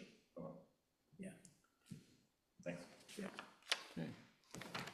Any other questions from council? Any questions or comments from those listening online? Seeing none? Okay, great. Thank you for that. You're welcome. Welcome back, Robert. Okay, item 11.3, the local coastal program and town plan update. Boy, you've got a lot of speaking parts tonight. Sorry. Oh, no, that's fine. We appreciate it. 4 items. First off is that this is great. The county is making really material progress on the technical studies that are being done as part of the local coastal program update. Planning and Building Services have published technical study products on scenic views and cultural resources. Those are available at the LCP web page. So if you're curious about that stuff, you can go take a look. The deadline for public input via the Coastal Recreation Survey has been extended to the 23rd of January, and previously that review period had ended on the 4th. But due to popular interest and a request from the Mendocino Coast Recreation and Park District, the county reconsidered and has opened it back up again. The Recreation and Park District Board of Directors will consider responses from that agency on the survey during the public meeting on the 21st of the month. So if you want to participate in that additional venue, you can. I just direct you to the MCRPD website for information about attending. The district does not have the equipment to do virtual attendance, so you'll have to come to a site. So track the agenda online if you're interested in that. Otherwise, go to the website and take the survey, please. This is an important issue for the coast and the South Coast particularly. Mendocino Council of Governments is seeking public input on local roadways that are at risk of sea level rise induced flooding or erosion or other kind of storm related impacts. They've published an online survey to get that input. Please go to the MCOG website and gain access to the survey. It is open until the 16th of February. These responses from the public are going to inform the determination of up to 5 roadway segments for detailed analysis. So there are a lot of public roads in the coast, locally maintained public roads. And the MCOG doesn't have the resources to look at every one of them. So based on public input, in part, they'll set a set of priorities for roadways and select 5 for a detailed analysis. So if you feel concerned about locally maintained roads in the South Coast or anywhere you happen to travel in the coastal zone, please do take some time to respond to that survey. I filled that survey out this afternoon. Good. Go ahead, I'm sorry, any questions? Oh, sorry, I had a quick, so that first survey you were talking about, you said that was at Mendocino Coast Recreation Park District? No, the Mendocino County Planning and Building Services, which is the lead agency for the local coastal program update, is sponsoring the recreational survey, the Coast Recreation Survey. The Recreation and Park District, however, will consider agency responses during a public meeting on the 21st. Okay, great. The other survey is sponsored by Mendocino Council of Governments. Last item on this one is that Grassroots Institute will hold another of their occasional update webinars. The next one's going to be on the 15th, so next Thursday from 3 to 5 p.m. All right, thank you, very good report. I will include, you'll note in the agenda that there are links. The final agenda that I'll send out within the next few days will include a link to the Coastal Recreation Survey. I didn't have that at the time when the original one was published, so I'll send it out. Great. All right. Do you want me to send you the agenda that I put on the site, which is linked to the CDPs? That's part of Don's process, is when he gets the agenda from you. He links to the referrals. CDPs in the agenda. Wow, that's awfully nice. Which I've also been doing and putting on the site, but I haven't been sending it back to you, or really to anybody else, which would probably also be useful. That's okay. I think that really the formal agenda that has kind of legal merit is the one that you publish, and it's really nice that you're including those referral links. That's great. That's a lot of work. If you don't mind, I'll skip on that. Yep. I'll pass on that. I'll leave that to you, but I'll render to you as complete an agenda as I can. Yeah. Okay. And Councilmember Finley, you did ask for links for commenting to the Coastal Commission for the streetscape appeal. Do you recommend that I include those links then in the updated agenda document so it's part of the GMAC public record? That sounds like a good idea. All right, then I'll do that. I was just looking through this scenic views questionnaire report. And I don't know, it just occurred to me, but they did a site visit summary here. And they show all the highly scenic area maps in our area, Anchor Bay and Gualala. And then the one CDP we handled, Ghamlouch, it doesn't show that as being a highly scenic area, which is kind of interesting. That's what it shows in the referral document. Okay. Yeah. But interesting maps. There's only 2 areas in Gualala that are highly scenic. That's the whole west side of Highway 1 down at in the village. Middle Bend, and then the area just south of St. Or's, where Cook's Beach is. Yeah. That's all. If the council member has an issue with that, again, this is not baked, and the LCP is not done. Well, I think it's important to consider potential consequences for a highly scenic area designation. Yeah. I share your concern about the extents, but also I'm concerned about unintended consequences of that designation. To complicate a lot of CDPs. It can. And part of it is whether the public really has meaningful access to that view. Right. And how that access and the controls of a regulatory scheme would affect property owner utilization of their property. The one area that I was intrigued about is in the north part of the coast beyond Westport, where you've got this fabulous landscape in the Lost Coast. It is not designated scenic. You saw road. Can't see it. You can't get there from here. But what comment I made when the survey was open is I asked the county to, again, consider unintended consequences, that in our current political environment where the federal government is revisiting the potential for offshore leases for resource development, whether or not the use of the highly scenic area should consider that potential consequence of agencies beyond our remit. So these are issues that are still in play.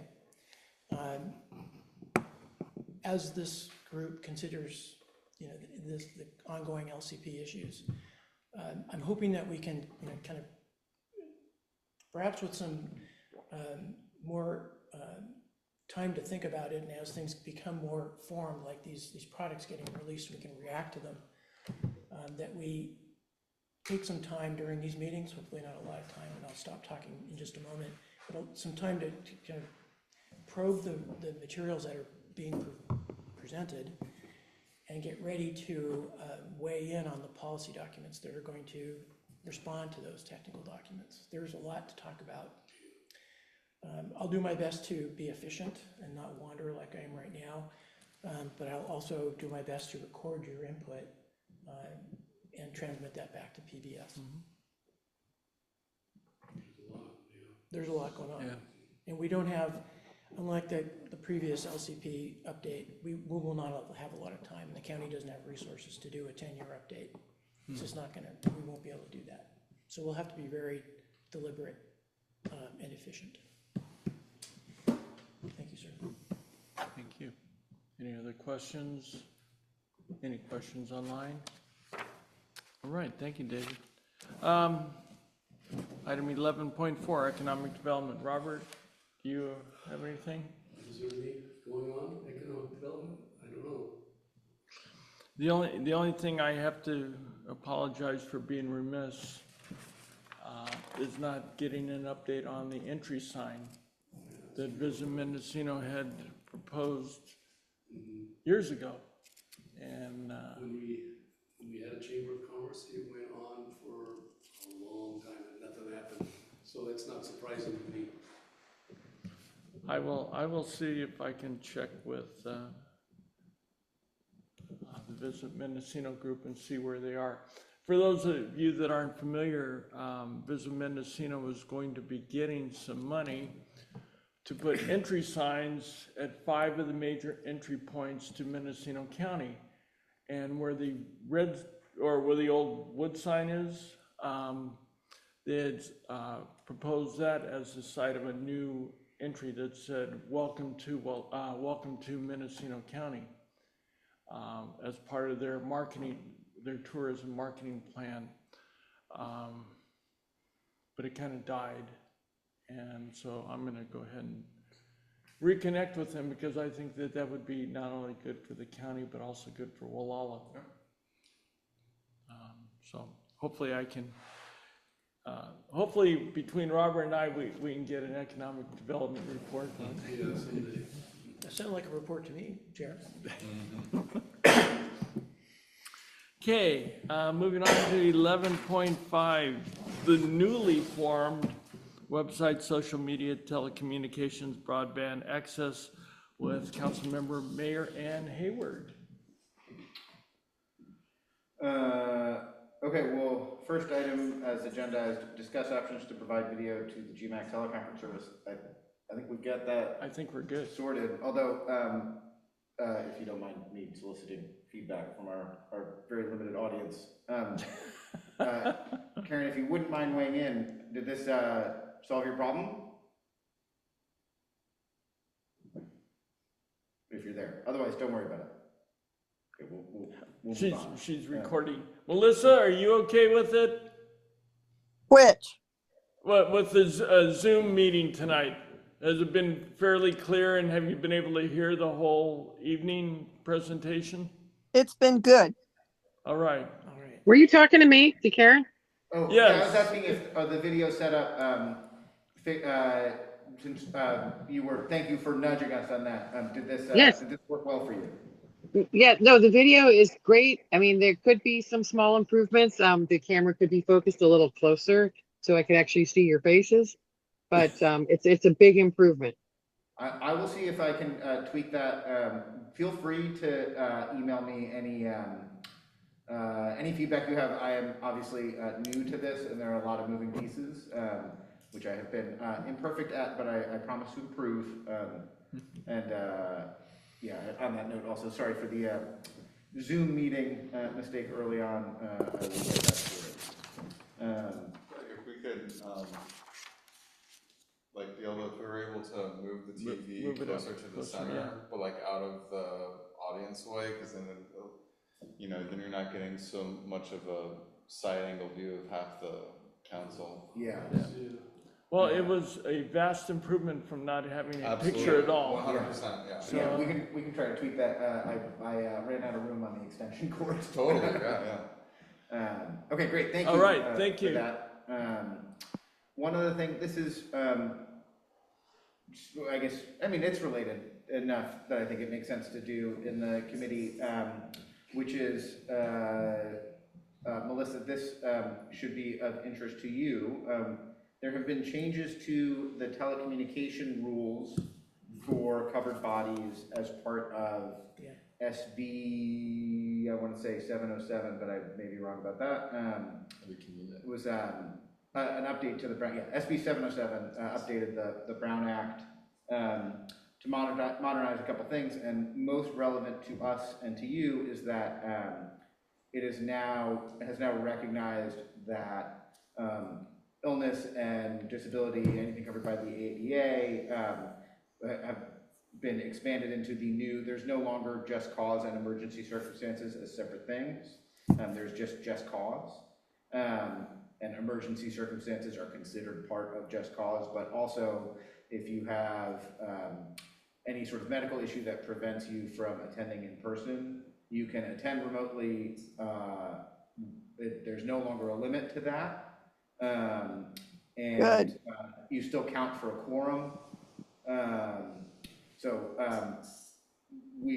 can try to send you like all the details on that if you'd like, but basically it just requires you telling us you're attending remotely at your earliest convenience, and then telling us at the outset whether there's anybody over 18 in the room with you.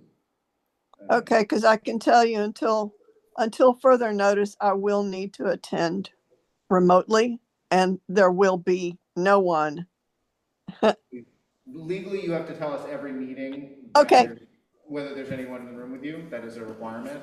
Okay. But I think we can consider ourselves notified as a body that it'll be remote for the foreseeable future. Yes, thank you. Just checking the box. Yeah. As a secretarial matter, Councilmember Finley, I'd appreciate if you make the request in writing. An email will suffice to the chair, just so that we have this on the record. Yeah. Okay. I think, I could be wrong, but I think just from the semantics of it, I don't believe it's a request anymore. I believe it is an informative item. A notification? Yeah, it's a notification rather than a request, I think. Right. That's fine. However, the notice comes to us. Just something in writing that says. Something that's durable. Yeah, that we can apply to our minutes like we did tonight, the communication. So send an email to Kevin saying until further notice, I will be attending by Zoom. You know, Melissa, if you could send it each meeting, because then we can add it as part of our correspondence for each meeting. Okay. That way we have a record. I can do that. That you've communicated with us. That would be great. How quickly do you want it? Like on Monday or the day off? No, you can send it to me the day. Councilmember Finley, when you get the correspondence from me, it has an agenda and other items. You can use that as your prompt to respond. Okay, I can do that. That's a great idea. Good idea. Consequences too, right? What's that? They can have quorum consequences too. Yeah. Knowing whether or not she's going to be able to attend. Which she counts as right. Yeah, exactly. That's true. Yeah, good point. That's true. All right. Okay. And then one last item related to telecoms. I did not know what to do with this. So I try to monitor the chat in case anybody's running into any trouble. And I received a chat about 20 minutes ago from somebody who has since left the meeting.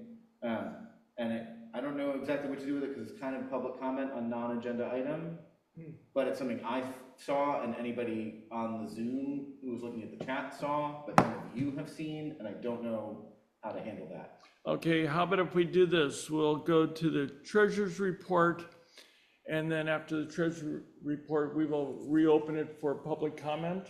Great. Just read it. And then you can read it as part of the record. Perfect. Thank you. Okay, so treasurer's are you done? I am done. Okay, sorry. Any comments from the audience? None? Any comments? Oh, we have something, 12.1 from our treasurer. Indeed, we do. And one thing is a segue to the last discussion. Finally got an invoice from former Councilmember Hess, which has been submitted for his payment. Mm-hmm. And I received the ones that are listed here for the MCN, Mendocino County Network website, domain host fees, and postal service, which I submitted for. It's available as a 6-month or 12-month, and I submitted it for 12-month payment. And that's pretty much what I have, and we did not go over budget in 2025. Which brings me to another question, because thank you for your email from Chief Golly regarding us reserving this room for calendar year 2026. Are we paying anything for this room? Yeah, Danielle Fitz from the county, and does Golly have, Captain, I think it is, are in communication, and as far as I know, they've taken care of that on a long-term basis. Okay, so does the chief here send an invoice to the county, or how does that work for payment? I have not seen anything from them, but we paid them for I think a 6-month period at the last time. So we may be due to be re-invoiced for that coming the first of the year. I'll talk to Danielle? Representative Golly, or their captain. Oh, chief? Is she chief now? She's chief. Yeah. Dang. Yeah. So, okay, if you want to reach out, I don't want to duplicate efforts, so if you want to reach out to Chief Golly to see how we can go ahead and make sure that they're reimbursed for our use of the room, that would be great. And I'll talk to Danielle Fitz about that too. Okay. Anything else? Oh, treasures. Anything else from the treasury report? None. All right. Okay, we're going to reopen for any public comments, second portion of the evening. So, Councilmember Mayor, do we have any public comments that need to be reported? We do. This was from a user whose username was Tim Marie, and it is, it was already in the chat for anybody. I guess it wouldn't be in the recording, so here, let me see if I can share this. And did you say the name was Kim? Tim Marie. Kim Marie, okay. Tim Marie. Tim, T-I-M. Tim. Tim Marie, T-I-M. Okay. T as in Tom. Thank you. You know what, I don't know how to put this in the recording, so I'm just gonna move it over here so everybody can see it. I was gonna say, or just read it as part of the record. Yeah, so there was an image associated with it, and it said, looking forward to sampling the runoff carried through this drain to the estuary, hoping it will be non-detect for 6 ppdq. Thank you for all your work helping to protect the coast. It's a cool picture. Can you share the picture? Yeah. Oh, yes, hang on, I think I can share the picture. Give me just a second. Now that I've got it in its own window. It's a darn nice culvert. That's a real nice photo, a great angle of that project.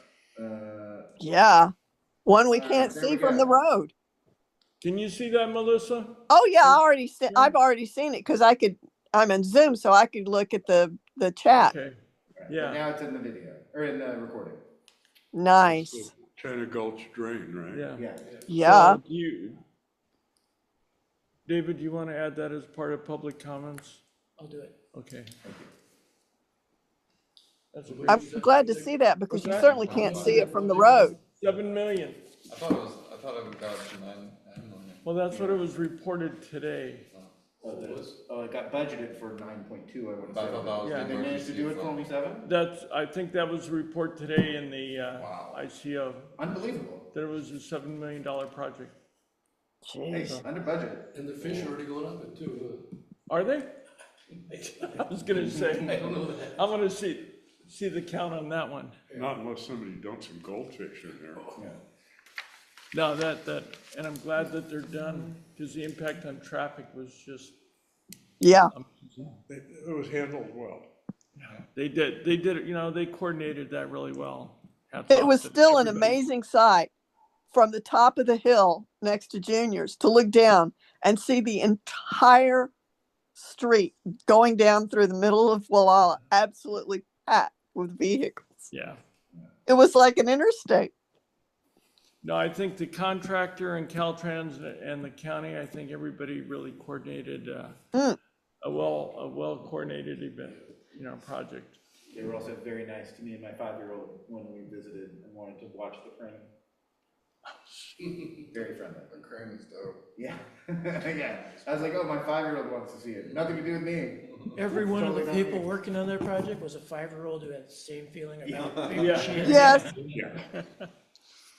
Okay, item number 13, council member comments, new business for future agenda. Dan, do you have anything? I do not. Mr. Schbach. No, sir. Mr. Young, Mr. Mayor, No, thank you.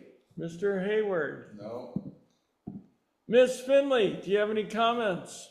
About which? Anything and everything. This Done? weather's been tremendous. I was up on Church Street and the lot next to between the church and Tom's Plumbing. It seems like every blow blows down more and more trees on that poor lot. Yeah. I guess my only comment is a simple one. Well, one, Happy New Year to everybody. And two, my hat's off to PG&E because they really battled some huge storm damage that we had. Anybody driving by Rendezvous, hitting hitting on Highway 1, saw that big, huge tree that decided to cross the road. They did a great job. So PG&E and all of their tree contractors, they were mobilized, and I think we were only out a few hours.